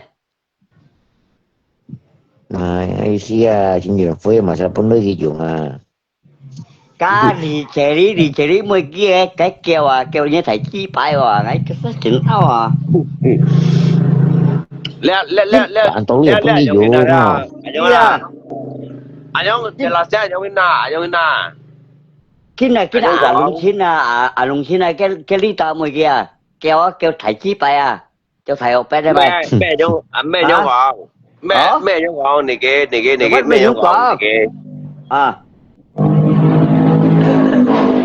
mẹ cái này lúc này cái nhớ lý tao mới nha cái thằng gọi ra anh mừng ai gọi à đi coi chẳng biết à bơi lòi mà sao bún nuôi kì cái sẽ lì chạy đi và mẹ mau học còn cả ngay mấy tí lì chạy đi bây giờ yêu cầu đến ngay lì chạy đi yêu cầu đến ngay ở dưới kho thêm nha hay là ngay mày nhìn jadi anh nhong như thế này còn ra ngay như thằng còn ra à thằng còn trong cú lòi ngay cách anh trong cú lòi boy ngay cách anh trong cú lòi boy trong cú lòi như thế ngay anh như anh Lepas udah dijadikan di kayak profesi dongsi ada. Mau jadi Pak Cian, banyak họ mau ban liang banyak họ yang ada jadi. Ah, profesi ni beda profesi ada profesi à. Mấy cái lì chạy đi về hiểu tài chính như nào? Nếu tài chính ngay mấy còn phải nhiều. À cái một tài chính ngay nào? Chứ tài chính nhiều mày, chứ nhớ mua thụt mua lượng theo à. Nhớ chi phải cái gì chính này cái một tài chính ngay. Cái tài chính bốn như cái nhiều như mấy cái đồng bét bởi như theo chiêu à, ngay giờ cái đồng bét đó ra bởi cái đồng bét đó ra ngay giờ mày xem lui như theo chiêu luôn anh nhở. Nhà mà cái gì chính cái một tài chính ngay à, cái an cả mà. Ngay chi rồi cháu xin cái mà ngay mà tèo. Kiểu nhà mới lại xin quê này kia ơi cái lì xì lia đó mày ngay khi đó lì xì lia đó juga mày kỹ to cô thải juga mày kỹ to sao như ba bốn kia lâu cái khu thầy tuổi thầy này hàng thì lâu cái lì xì đi cái giống sâu kép thầy ngay cái thầy nha cái thầy như hàng gì lâu đó thì bận tay lâu đây như bác với thầy lỗi cái thầy đủ cái chi thì với chi nào như còn cái thân như kêu đó cái nâu đâu là mà đâu xỉ là cái gì trong cú lò ngay sẽ còn trong cú lò còn ngày đó bà thôi đây này định cá rồi ngay con cá kêu đấy bà cá còn cái số gì đấy bà cái này chỉ nhìn với cả nhưng mà nhông còn với anh này kia nhưng mà nhông còn với cơ sở luôn nha rồi luôn Rồi, tí về này cái chính nhân phối hợp cho đi bọn nhân mua cho sẽ phải giữ lời chú. Ngay còn như thằng các cái xăm ra tụ kết bay liều hung thị liều à, kết liều xăm thoái liều à. À bơi, này sao tầm bắn đó mà. Con liều nhì khung hết và con liều xỉu hết đâu, con liều chết mà hết đâu à. Để chi phải trong cô rồi ra gì trình chứ nè. À sao cả trình Cái mà sai cái liều bốn trên con cái mà sai cái trong cái đó ni hòn nói bôi cái chuẩn trong cái chuẩn không sao hòn nói bà hả? Nhưng như xin nhiều cái báo nhớ này cái hồn nói sao thế? Ấy hòn nói chết đều chịu à. Chứ đi chỉ nhưng lại phải Ấy anh kêu con kia trong cái lò à. Anh kêu con kia. Cái trò đi cũng vậy. Cái bộ chơi bây giờ. Chơi mèo mà làm bãi hả? Mà có đấy mà làm bãi không? Ồ, xóa, đồ vật cũng xóa. Arian vậy. Ya, hao như bằng cách kia bởi dành như số bố còn dành ngay bị chỉ con rồi nhỉ. Ngay nhiều khi xa, trong cô lọ. Chơi về. Phá son. Ôi nhiều khi xa. Nhiều khi xa phá son lo. Nhưng mà miếng sai à? Cái khi phải luôn ở nhiều rồi à. Mẹ cái nhìn được bắt hiểu tay cái xa cái này trong cái lò. Chào vun phun Chiếu quý đúng chờ mày mày. phun nhìn. Chắc đúng mày phun nhìn. Ngay cái nhìn gì cái có mày tay. Nhìn cái tay kia. Tay bắn núi cái khẩn như bà long à kìa mà. Kiểu téo hả kìa. Bà hầm cái nhìn cái tay kia mày chân kìa. Cái nhìn cái liệu mày hiểu tay kia. Mày liệu chân bà này chím chịu đấy à. Lộn phật cũng gì thời cho tới sợ đó nhấp lôi đó à. Dạ. Cái mô lửa bên mày chơi đi nghe. Những quả đập mày. Cái trong cú rồi mô kia. Nhưng trong cú rồi kia. Tính kỳ đó.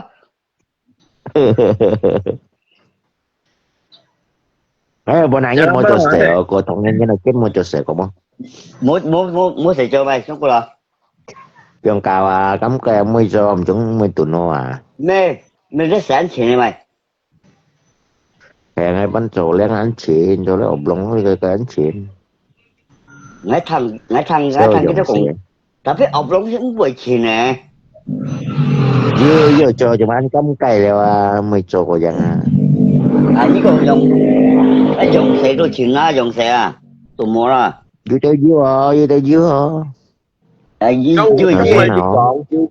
chiêu co xong lại đi có ăn kiểu thằng chiêu coi sao ra như phải như không được cái tất cả rồi mẹ chiêu coi xong à chiêu co hay chín cho này chỉ ra dụ ăn kiểu xịt lép ăn kiểu một hồi cái mẹ nào chiêu coi ăn kiểu xịt lép ăn ngay kiểu thấy sang hòn này chứ có sang hòn ăn kiểu một thằng kia sang ngắn nữa cái thân Gibran hi Papua đó cặp một ngày nó đi thăm nhất cặp một ngày nó cả đi chốt ba ngày cả chỉ cả ngày tôi chéo à ngày thì chưa quay lần trước điều à ngày lần trước kia mà một phần gì đi chốt ba là ngày cả chỉ cô ngày chéo à cái chuyện cho bắt đầu cái gì là cho đó cho sắm cho liệu cho liệu luôn mẹ cái đó như chờ tao như mấy lăng sung theo phi có kiểu ngàn à đi chơi cái đó bay đi xấu đi nghe mày nghe như xăm hung thì thế nên里面没有讲料啊咁我打開咁啊，做嘅咩？頭先里面咧講你盡料本人冇做地嘛，打本嘢類樣啊，但係你而家心胸地，ngay bên kia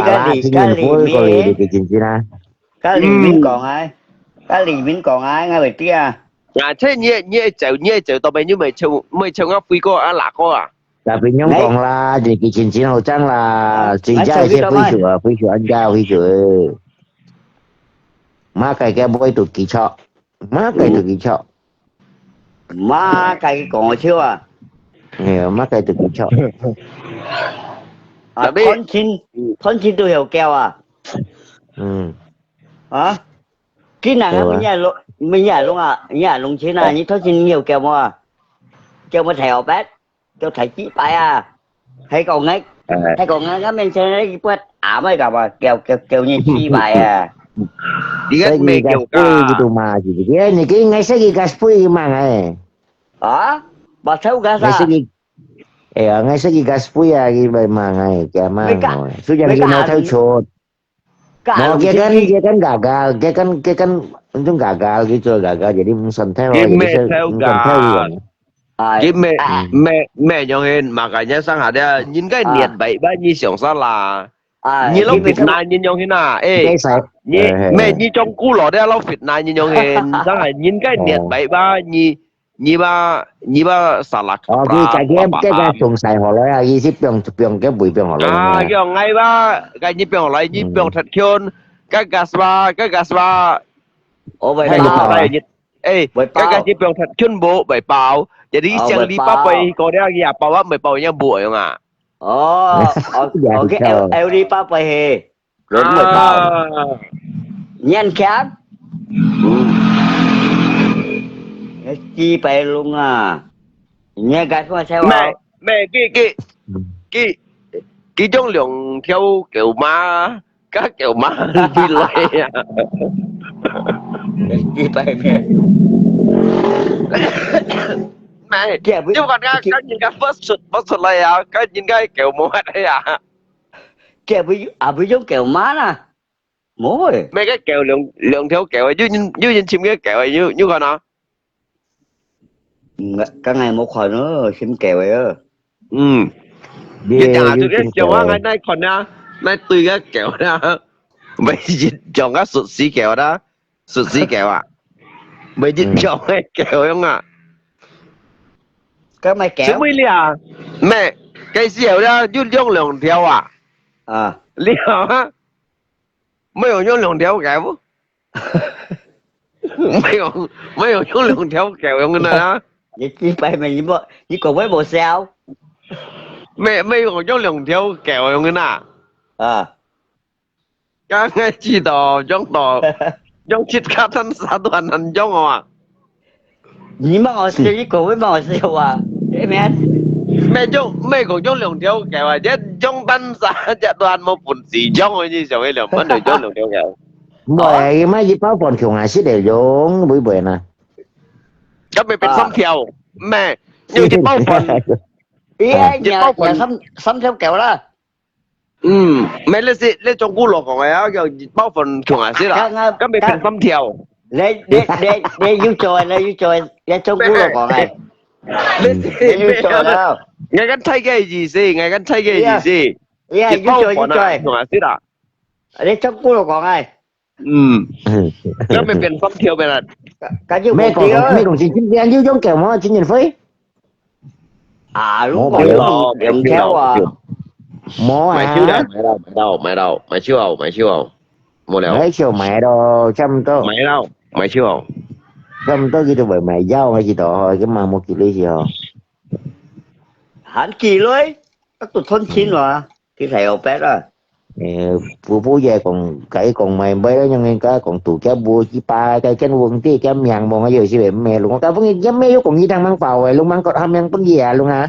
mò các bộ mò nhà các cái mò nhà bộ mò nhà ก็เอามันเลยเฮ็ดเองฮะเอามันเลยเฮ็ดเองเอามันเนี่ยเอามันเลยเฮ็ดเอง các chủ เอามันเลยเฮ็ดเอง các chủ mà bưng hết đi à kem mấy con à trường ai bưng ngay trên phơi ngay chỗ bưng nỉ kia kìa mà cái con à bộ gì à ให้ของปุ้นนี่กี่ก็ไม่ฟรีก็ไม่เส้นกี่ผู้โช đã tấp lá cái chỗ bưng nỉ kia cái bưng đem mua dùng ở đây Cái mà đi supaya ông thì này kia. trên phơi Kìa. phải bỏ thầy học bé แม่แม่นี่กี่ ơi แกซามาจงกูลอยเรียกกี่สิไปจะมาได้ว่ะกล้ากี่เหลียวสามังที่ขวาฮับจอดแถวหลัวได้ว่ะแม่เรียลิดกี่จะมาบางทีก็เหลียวหากี่เหลียวสาไปขวาจอดกุยได้หมดสิอ่ะ hết Đi cậu mệt tí à? rồi Nãy giờ xí về. Nãy giờ xí cạo. cái kia mà cả trong cú lột chọc bị đó là cái bên trong cú lột à. 吹掠世界上啊啦，戰裝呢條路戰裝係冇人本市場出嚟簽櫃嚟賣樣嘅呐，簽櫃嚟賣啊。Nhận cái chuyện mà mày咩？cái人 QQ 苦苦啊，佢錯你都嚟自嚟用蝕路 à 作解嚟賣，你簽櫃嚟賣，人家戰裝係定更啊，簽櫃嚟賣啊。 kasih jikil sih. Kasih jikil lo sih. Kuya lo nga. Musik giliran bertahan sampai sekarang lo. đi về luôn à ở với đi chấm quê mày ơi nó sẽ Có mày xin nhìn phút cho quê mà. cắt xin gì với Nhưng cái mà cha cha na, bởi vì các cho quê mày tí phải thân gì mà đi. cắt xin nhìn với gì đấy tháng hả Luôn còn nhìn tí phải thân gì còn lấy cho quê mà đi. Jikil lo làm sao ba, pan. ê, trong cú lò, Rồi. các ba cái kết bay hung thị.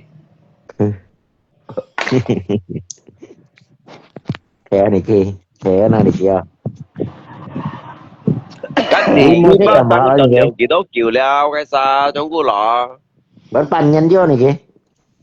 nhé à Nhanh không muốn gì đó. xong nhất để bây giờ xong nhất mà Cái gì nhất luôn. cái buồn nhấn năng luôn Ê, trong cú lò. Ơi. Thì mà ngày mười kỳ các ngày kỳ bữa nhìn thì kỳ tăng nào đấy à?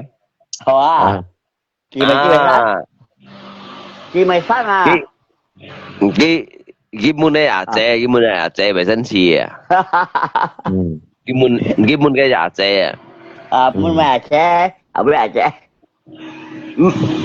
nó cái你想nó anh này iya kita mới chủ còn kỳ sao ra lặn xuống trước cú rồi đi lặn xuống còn đó khi mày phát anh nhung còn anh tôi nhìn khó anh cái mình xử lý rồi nhỉ sẽ nhị khi mua xử lý ơi đi trong thì nói bà đi nhị chồng phi có lòng đi xử lý đó cà phê có cái nghịch sợ cả ngã ngay cầm tàn như đâu có bao kinh cân cầm ngay hiểu trong một cái như tăng nào lên này kia. Này kia tăng lên này kia. Tăng lên. đúng ngay càng ngày bút kịp lộ siêu Cái lộ siêu bút kịp lộ à thế sợ như trong cú lọ ngay pun là có gặp quy công lo hạt cái sao trong cái lọ thế sợ như trong cú lọ bút hàm mà bút kịp lộ siêu đâu thế sợ nhiều mày miếng theo cái bài số. Stefano xóa hay ba cái mua như là tùy đeo hay kia mua bữa ngay kia hắn có gì à bên nhà mọi ông này kia mọi liệt này kia cái trả thấp liệt ra thì đầu ngắt cô cái thấp liệt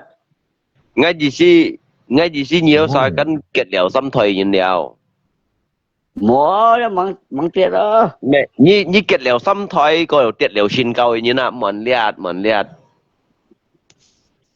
cái ngay trong cái là mẹ cái bữa nhỉ nhung đồ lì chế lì nhỉ nhỉ đồ lì chế lì nhỉ đồ nhỉ đấy rồi nào iya cái ngay cái cùng cái còn lì chế đi ơi ngay cái chuyện với đồ mà ngay vậy vậy mọi mày đi chế đi mọi gì này mày ngay còn đi chế đi ơi ngay rồi rồi chào cái mày như bây giờ bật đi anh nhung còn như liệu sao trước đây chẳng ai chặt lưới xương nó ngay mới còn nói xéo cái đi chế đi ơi ngay ngay đồng bên na như trong cú lời như liệu bên này mà tin là hay liệu sao lấy chẳng ai chặt có tạ mà lo cái này mình trong cú rồi cái mà ơi rồi gì cả cái đồng mất hiểu một dạ xong thì kia xin một piano gì cái tôi sợ pun là phải dùng tay mà nè Mau na kan boleh bosan. Oh nih kia. Ayo ngotoy. Jadi GC yung saya tahu sama tahu ayo ha. Cái trường kết phải hướng gì vậy đấy? Lấy條戰中線舊啊，咧戰中線舊啊，咧冇笑呀，冇芝麻咧，戰中線舊啊。Stefan, mua đi rồi. Vậy chi phải trong cô lộ như cháu cô như mất đi cái đấy. Hả? Cái trong cú lộ mi nhận con hết à? Sao lại dari nhận con hết kêu thầy quỷ bóng đấy à? Mấy cả biết kinh xin bữa trong cú lộ rồi. Cái mực trong cú lộ mới đâu mà. Mua đấy cái tí to từ cái nhá kia nhá can thiệp à? Cái cả biết cái mình mà như vậy. Bởi Ngay trong cú loại bahan bakar sih me Iran loy ba. Ngahan ko nya melo. Mà chịu. Nhà lia ni thu mo shu yi là vẫn做嘢，你點知估啊？Hả? Ngày chiều ngày mấy hắn của nhà mày à? Trong cú lộ mình châu à mình sao à, mình châu à mình sao à. Ngày 10 tia trong cú lộ như muốn nghe. Con này ngay trong cú lộ đó. Ngay người Đà Lạt mi cái chiều à đó này kia đó. À. Trong cú lộ cái trong cú lộ đó mình用hin lâu用自由用hin à, trong cú lộ châu su à. Cái trong cú lộ những tụ ấn họ cái mười tàu mà. Stefan. Mấy như mình đồ trong cú lộ cả leng cái nhìn mà. Nhíp bột đèo kho ngay cả trong cú lộ. Chỉ tốt kiểu nhìn. Makanya dia trong cú lộ bao nhiêu chút phát sang bao trong cú lộ mày. Nhà lùng chín ní chỗ ở lục ngay mày. Mày như bảy mà ngay không, như bảy mà ngay à? Ngay mà đó. Mỏ là. Cái này cái mình vui bà. Đấy con kêu lấy bó à. Nhà mấy cháu xin mà ngay mà đâu à. Tiếp đó nha, với bệnh. Tiếp đó. Chúng mình trong cú lộ mẹ cậu chúng mình trong cú lộ có ăn nhiều chi xíu đó, có nhiều cái bụng khai thì cái 병 ấy sẽ chú tuổi cái lượng bao hà coi với như thời gian thì cái tôi có ăn nhiều đi đấy.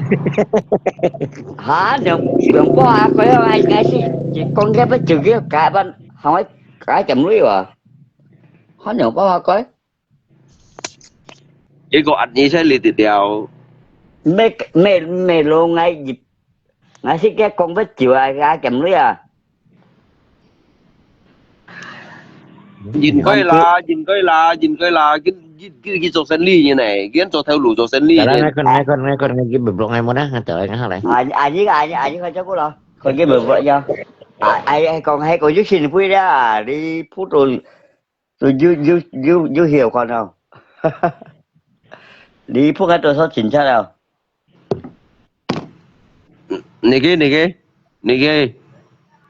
ngay kim hành lý mà ngay sẽ liệu ngay sẽ đang ngay như cái sự hành bùa vậy nè, đã, semuanya ngay kim hành lý bây giờ ngay kim hành lý bây giờ ngay sẽ liệu ngay sẽ cả chú hành yang lại phân cộng nha,因为đó, chỉ cái lý do xây chín mà, dia mau xây chín đó, dia suy lo tang asa yang đó không, tang asa đó. Tang asa đó gì chứ công đồ tang asa là vẫn có gì chứ mình cukupi dịch kai lấy cái hàm modal bahan pembicaraan yang udah tang asa yang udah modal bahan pembicaraan yang udah jadi cái sự hội leong các chị các chẳng người phân còn liệu chứ mà ngay xa giả gì từ lý hạ gì ngay đó nhiều ngay yếu xẻ liệu ngay xa giả ngay cho đầu ăn nằm à tại như vậy như vậy này